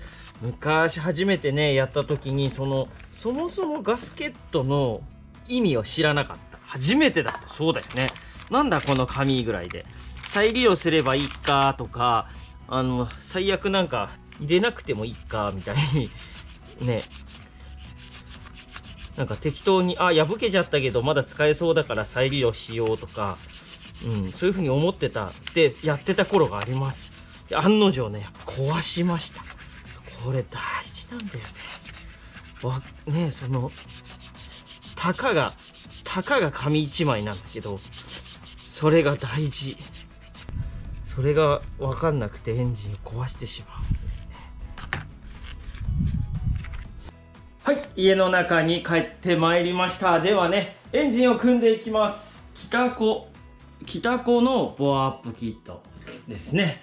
北コのボアアップキット、有名なメーカーなので安心かと思います。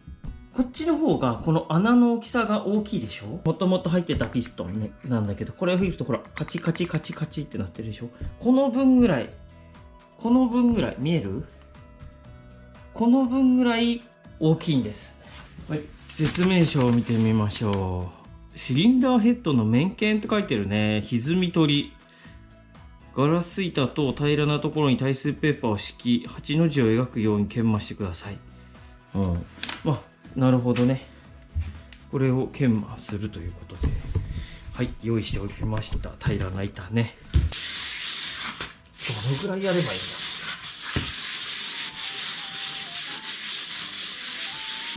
これもやってくださいと書いてあります。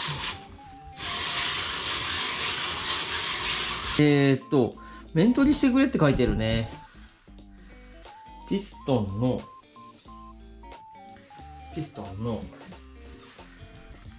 これあれだね。シングル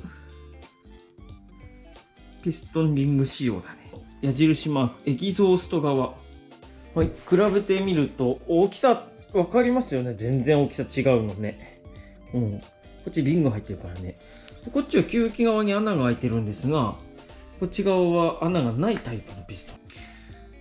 各 0.3 ミリって書いてるけど、わからない。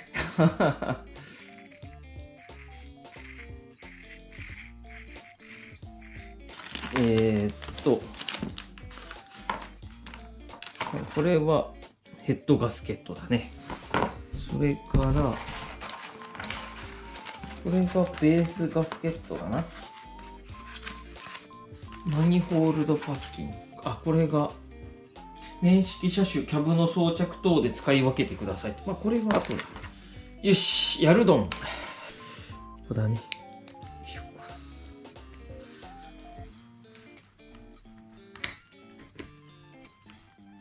よし、だぞ。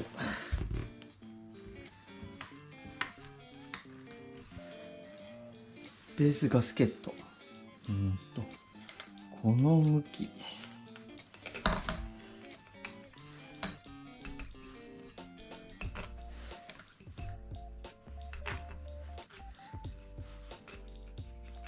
いしょと。チンチンと。ですね。この向きで。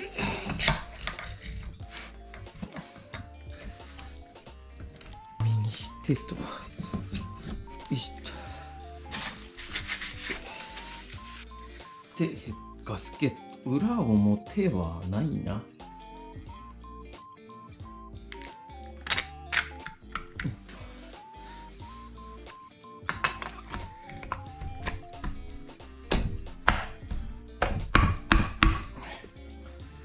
ここは締め付けトルクは2キロ。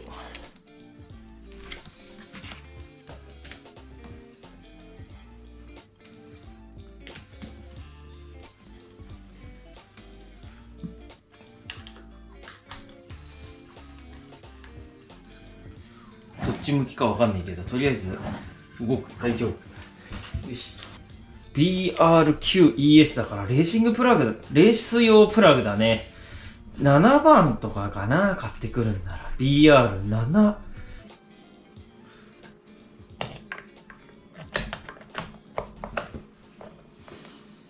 キックした時だけ回るね。OK。さて。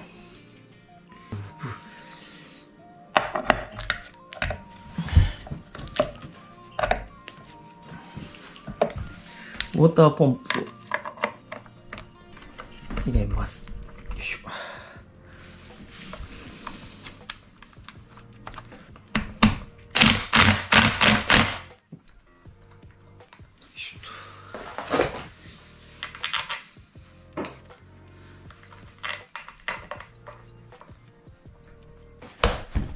よいしょと。確か一本長いのがあったね。長いのが上だ。で、短いのが下。これもね、オイルフィラーキャップ、オイルのキャップもね、穴開いてて、ワイヤーロック、飛んでいかないように。これです。と、来たこのマニホールドセット、京浜 PWK28 用。キャブレター PWK28 ではありません。違うキャブレターを使いますが、ガスケットがそう、ビッグキャブレター用ってこれだね。ビッグキャブ用のガスケットをつけて、ここの吸気側のガスケット手抜きすると、ここから空気を吸って混合比が変わってあっという間に焼き付きます。ここも1キロだね。M6 は1キロなんでね。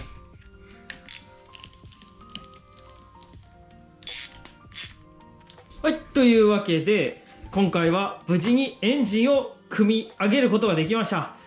これで大きな一歩だよね。まあ壊れてたわけじゃないんだけど、ここでガスケット入ってなかったからガスケット入れ直したのと、あとはそうシリンダーをボアップしたから、これで黄色ナンバーが取れるよね。そうすると時速60キロで走れて、2段階右折がないということなので、という風になります。で、パワーももちろん、計算上、机上の空論ではですね、これで 25% アップということで、楽しい原付になるんじゃないかと思います。ひび入っちゃってるね。ずっとここが下向きになってたからだね。花粉が。いつ08の16週。2008年製ですね。そう、2009年までレース出て、最後にレース出たの2009年なので、多分2009年ってことは2008年製のタイヤをね、買って履いてたんだと思います。まだね、真ん中の溝は全然減ってないの。なんだけど、やっぱレースで使ってたから横がね、ちょっと減ってる。まあ、まだ全然使える範囲なんだけど、古いし、ひびが入っているので交換します。で、タイヤ届きました。こちらですね。中古でございます。中古でございます。中古ですね。なんということでしょうね。ウッドアをしているのに、中古のタイヤを買ってくるっていうね。いくらだっけ ?2000 円ぐらい、2000円ぐらいだった気がする。2本で。1本1000円ぐらいだった気がする。23年の51周目。こっちが、24年の23周目っていうことだから、夏ぐらい、去年の夏ぐらいの製造のタイヤです。ヒゲ残ってっからね。レースで使ってました。だからここが、溶けてるよね。だけどこっちは全然、これ1ミリも減ってないから。レースってさ、やっぱりタイム狙う人1回しか使わないよし。基本新品で下ろしたらそのまんまだよね。1回使ったらもう使わないかな。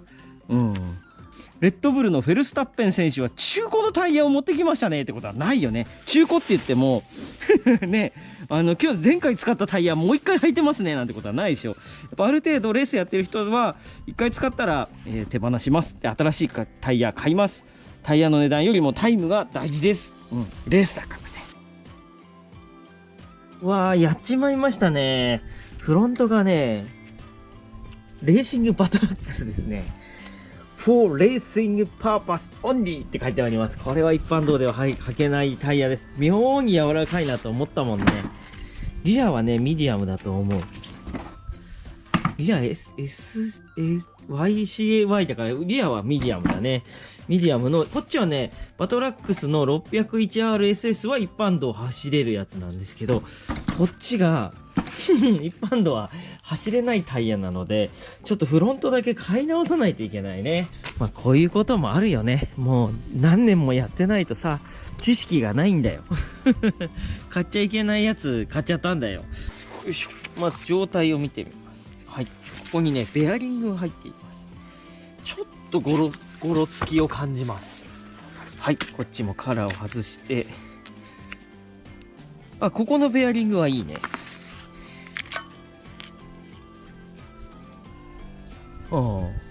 リアはベアリング悪くないね。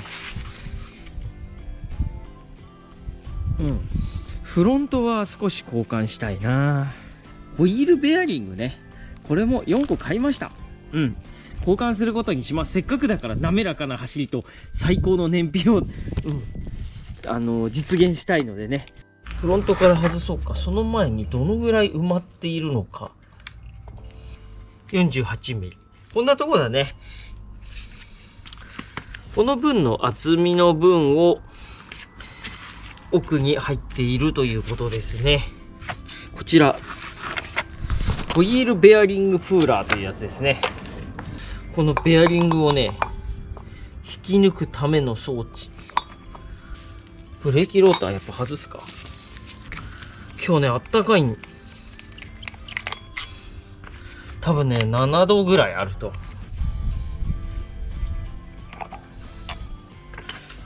いしょ。ブレーキローターも本当は変えたらいいけどね。こう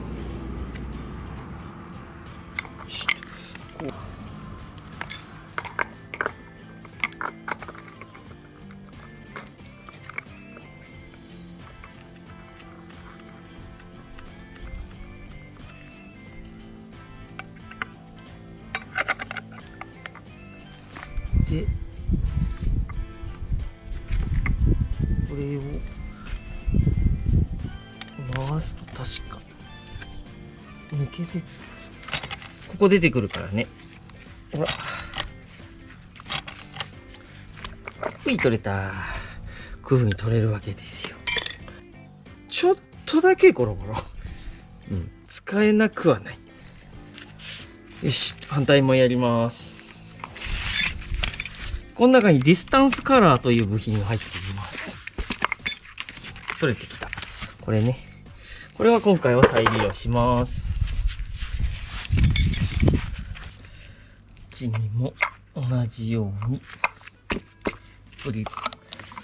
何をやっているかということなんですが、こういう4つに割れている部品があります。そこにこれをこういう風に差し込んでいくことで、ここの隙間がこう広がっていくのね。で、刺して中が広がるから、それで固定になります。で、ここにちょっとつばみたいなのがついてるんで、これで固定になって引き抜くという、そういう原理ですね。まずここでベアリングに工具を固定するっていうのが一工程。それからこれを合体して、でこれを回すことで引き抜くという、これですね。上げることに、回すことによって中のベアリングがギュンと出てくるという、この2工程になっています。よいしょ、これだと。ほい。こんな感じで。あれあれ、部品が外れますと。抜けてくるんですね。そう、これを入れることで、ここがこういう風に広がっていくという工具です。精度が高くないとできないね。滑らか、向きとかあんのかな。よいしょ。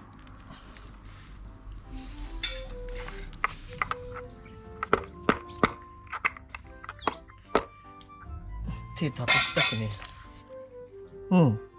え。いいとこかな。こんなもんかな。あ、曲がってる。曲がってる。よし。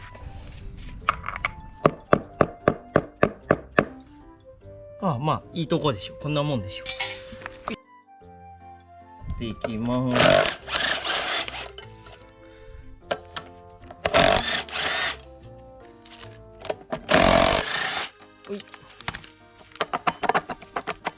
スプロケア40コマですね。12の40ですね。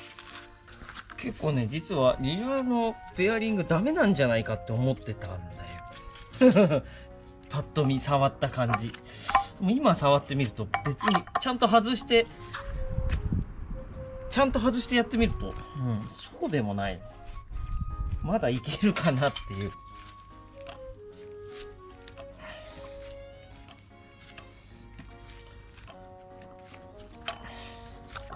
はい、取れた。よしと。ほい。ディスタンスカラーですね。これが、これだね。同じベアリングで外してみたら、リアのホイールのベアリングが変えてあったかもしれませんね。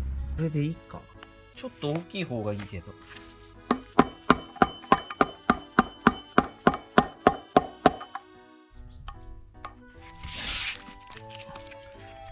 大丈夫だね。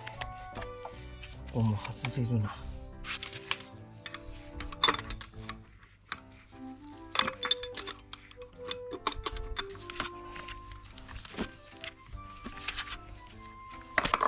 取れたーん。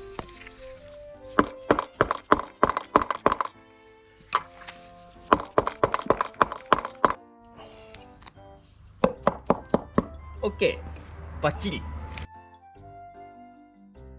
空気はもう入ってないような気がするけど、うん、入ってないね。硬えな。カチカチ山じゃないですか。うわ、すげえ硬すげえ硬。外れないかもしれないな。あ、もう乗ったぐらいじゃ外れないわ。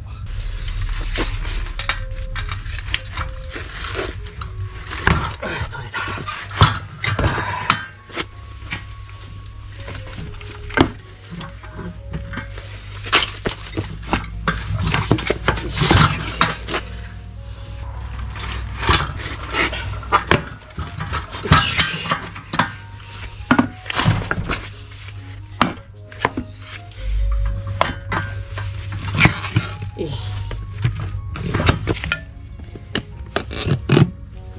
よいしょ。ね、乗るのがコツだよ。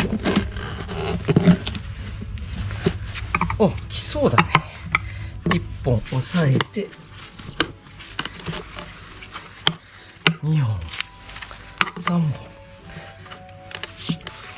タイヤ交換動画久しぶりだね。うちのチャンネルといえばこうタイヤ手組み動画なんですね。よいしょ。ね、一時期ね、毎月のようにタイヤばっかり組んで。よし、取れた。ほい。で、塗装するんでね、傷ついてもいいようにやってます。見てください。円形のホイールです。純正で。さすが。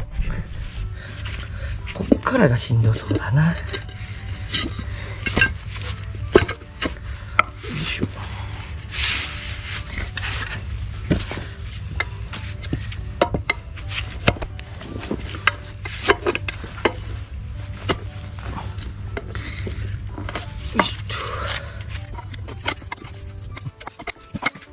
車用のタイヤチェンジャーでも組めます。12インチだと。軽トラとかと一緒のサイズだからね。よいしょ。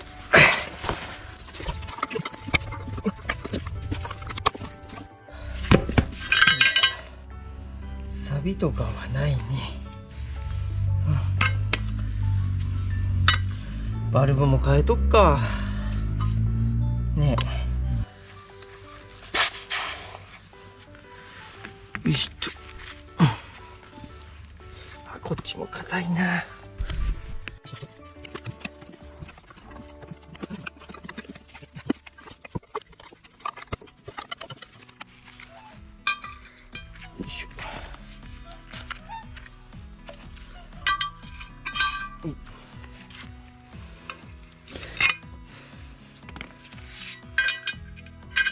じゃあ今回はね、色を塗ろうと思います。オリジナル白な。で、黒ね、かっこいいの。でも、ゴールドにしようと思います。なんとなく。なんとなくゴールドにしようと思います。よし、じゃあ洗うところまでね、今日やっておきましょう。台所洗剤で洗うと、少し脱脂効果があります。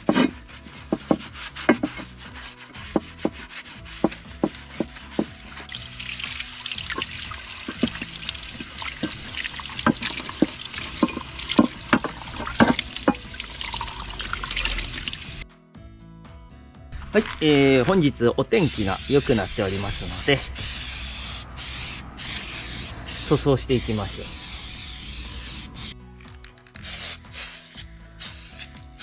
大丈夫だね。このゴールドとシルバーのスプレーは非常に色のノリがいいので、パフェを吹かなくても単色であれば大丈夫かな。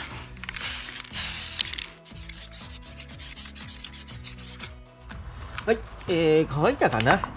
大丈夫だね。ゴールドもこのままだとベタっとして缶スプレーで塗りましたって感じになるから、クリアを吹いていきます。特にこのメタリック系は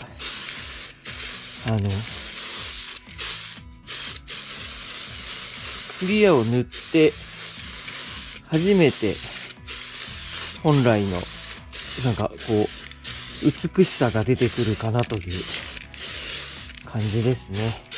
こんなもんかな。ラスト拭き。ホイールはどうしても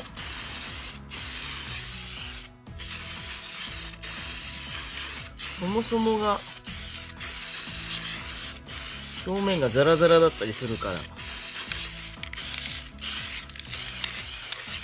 よしと、OK。じゃあ乾かして、タイヤがね、明日来るのかな。組み付けたいと思います。届きました。今度は大丈夫だろうね。開封してみます。このあれなんだね。必ずみんなこうラップしてあるじゃん。やっぱレース用のタイヤを保管するときは、こういう風にラップしとくといいんだろうね。はい。今回は普通のバトラックス BT601 ですね。結構硬いんだね、そもそもが。やっぱしっかりしてんだ、レース用だから、競技用。やっぱりね、この前買った専用品に比べると、だいぶ、この、コンパウンドも硬いです。2023年の50周目。で、こっちも、バトラックス BT601 だから公道を走れる。24年の1周目ですね。こちらも前回同様、全然溝が減っておりません。はい。大丈夫です。これであれば。よし、それをね、今回は組んでいきたいと思います。いよいよね。ディスクローターですね。組むときに、4.1 ミリあります。ミン3ミリって書いてるからまだ大丈夫だね。ここでもあれだよね。塗装すんのは難しいよね。だからといって、この塗装を剥いじゃうと、多分もっと錆びるのかな。ホイールゴールドだから、シルバーとかに塗れればいいな。ちょっとダメ元でやってみようか。ね。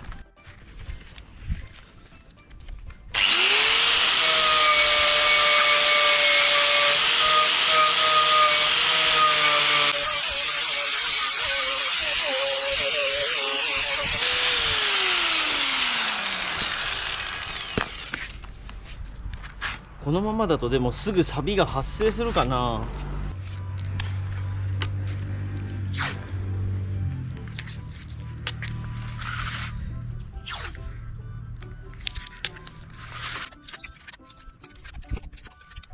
この耐熱塗料シルバーがちょっと余ってたので、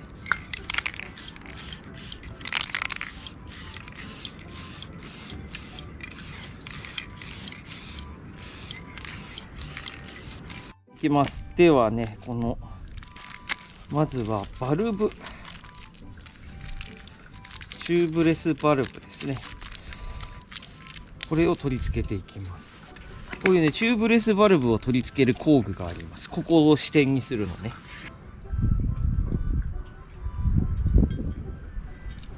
へへ。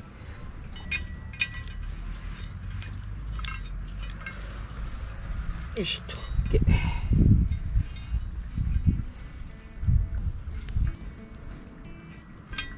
よし、取れた。こっちのホイールは前側だね。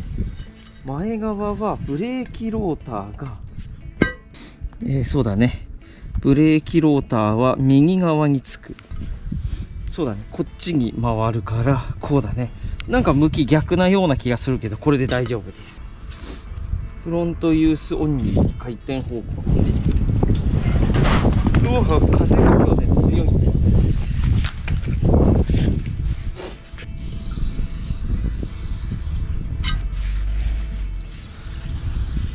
タイヤワックスがないからさ。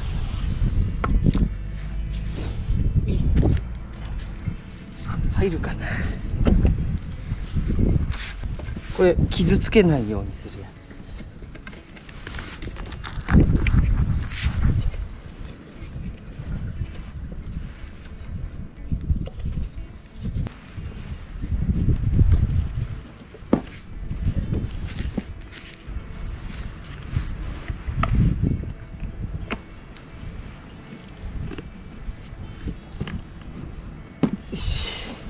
入った。 OK。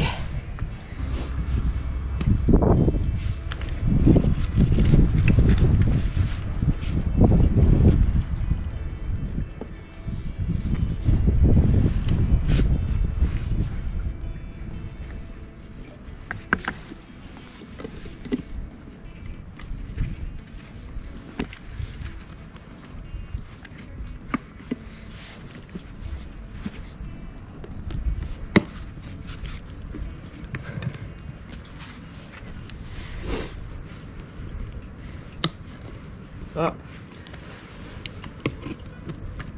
いしょ。 OK。 はい。あ、ちょっと気づいちゃった。後でタッチペンで直しておきます。これ後ろ側ね、こうだね。そう、この向きが前後で反対になるようにつければいいから、こうですね。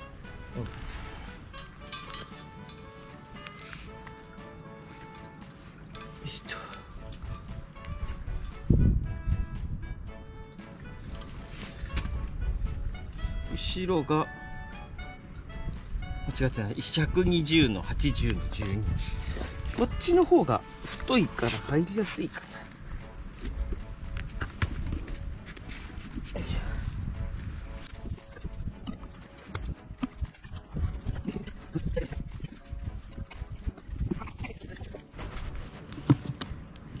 いしょ。よし。あー、ちょっとここ傷ついたね。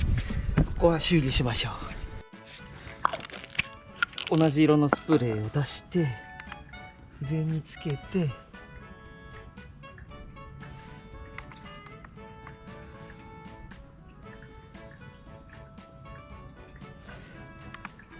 ておきましょう。一箇所ここがちょっと傷がついてしまったの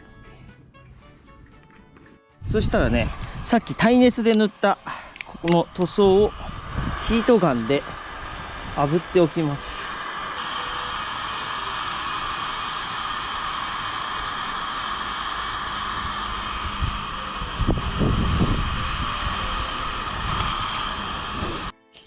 そしたらマスキングテープを剥がしていきましょう。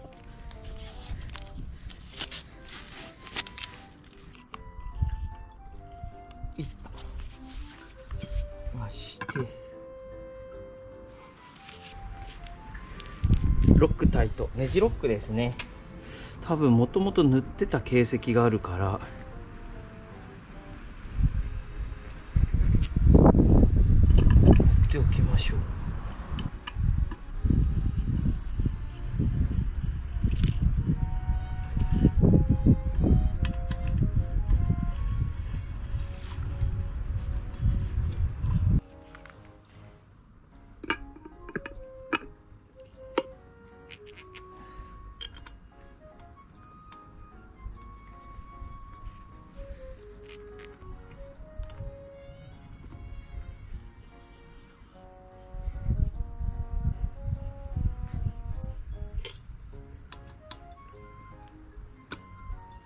リアのスプロケットはこの純正のもの、まだそんなにまだね使えそうだから使います。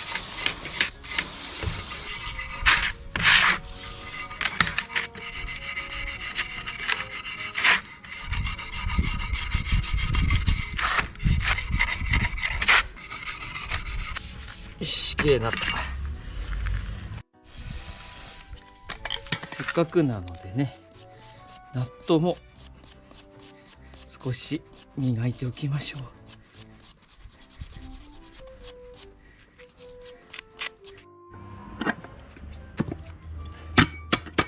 よいしょ。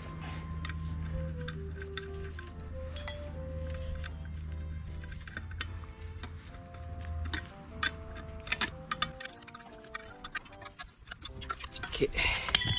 ネジの出具合に問題はないな。よし、OK です。あ、来た。よし。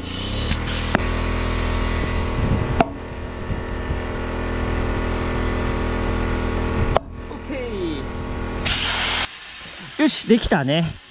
美しいじゃないですか。やっぱりいいね。新しい白いカウルには、ゴールドのホイール似合うと思うんだよね。で、なんか6本スポークのホイールがあるんだって。確かにかっこよくて、僕もね、買おうと思ったんだけど、やっぱ人気があるのが高い。人気があるのが高いので、やっぱ1万円じゃ買えないね。やっぱ1万5,000円ぐらいかな。ちょっと出さないといけないみたいで、まあ別に、で、3本のホイールさ、余っちゃうのさ、もったいないなっていうことだから、今回は諦めて、こちら3本のホイールをゴールドに塗ってね、使ってみることにします。あとね、タイヤを車体に取り付ける前にやっておかなきゃいけないのが、このフロントフェンダーですね。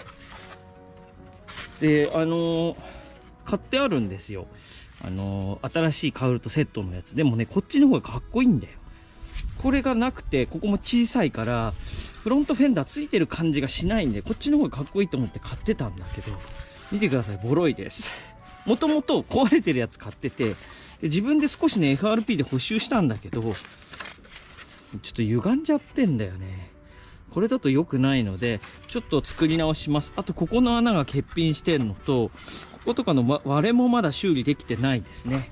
まだね、この時初めて FRP 加工をやったんだけど、まだ慣れてなくてさ、いまいち出来だったから作り直します。じゃあここをちょっとせっかく直してあるんだけど、ちょっとこう、わかる？右の方が下がってるでしょ？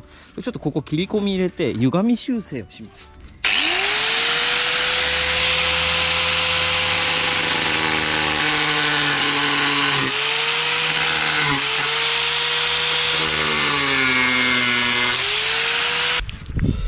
ここにちょっとチグを取り付けて、これだといいね。ある程度いいので、この状態でここを FRP で貼ってしまおう。と同時に、ここ割れてるとこと、ここ穴がないところもあるので、ここの穴も作ろう。で、今回使うのはこの FRP 製品の補修キット。使いやすい。いろんなね、FRP の補修のやつあるけど、今まで史上やっぱり一番使いやすいのはこれです。値段も安い。1000円ぐらい。で、かなり頑丈に仕上がります。布もね、こんなについてくるんで。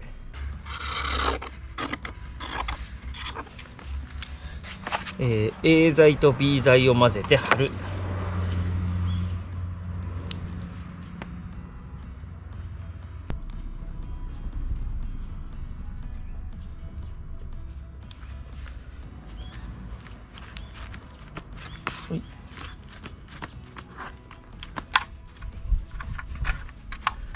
とりあえず1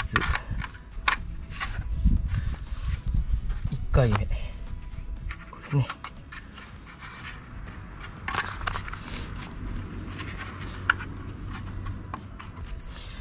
2枚貼っとこ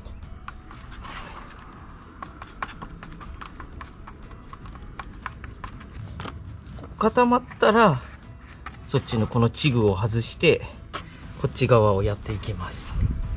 でその間に他のところ、こういうところもねちょっと修理しておきます。はい、次の日になりました。あ、カチカチになったよ。いいかな。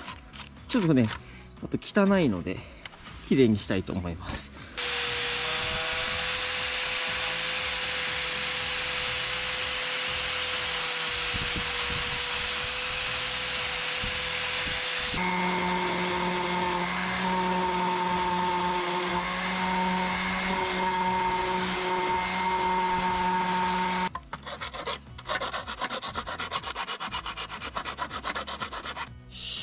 せっかくなんでこのままだと色塗ってもほぼ見えないところではあるんだけど、せっかく作るからね、で、パテもワーゲンの残ってるから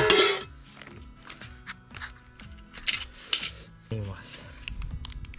今日あったかいしね。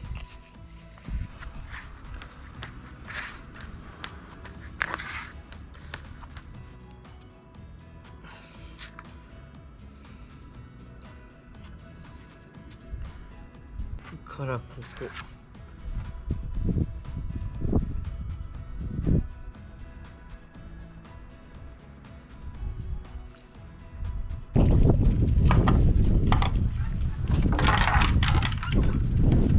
じゃあ少し乾いたので削っていきます。丁寧にね。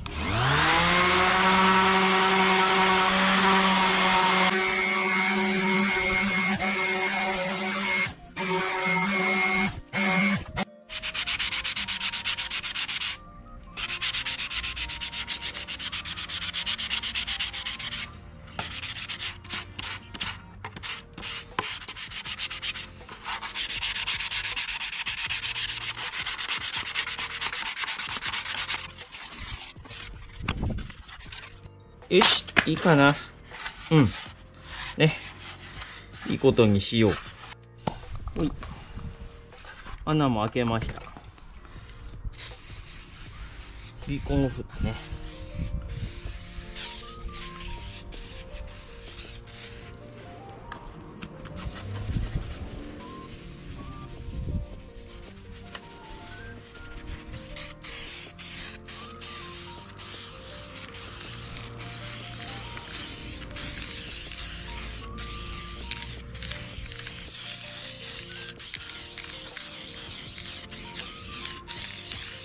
よし、綺麗にね、色も塗れました。ちょっと垂れてるところあるから、ちょっと完璧に乾いたら紙やすりして、もう一回だけ綺麗に外拭き直せばいいかなと思います。こっち半分はね、正直見えなくなるんでね。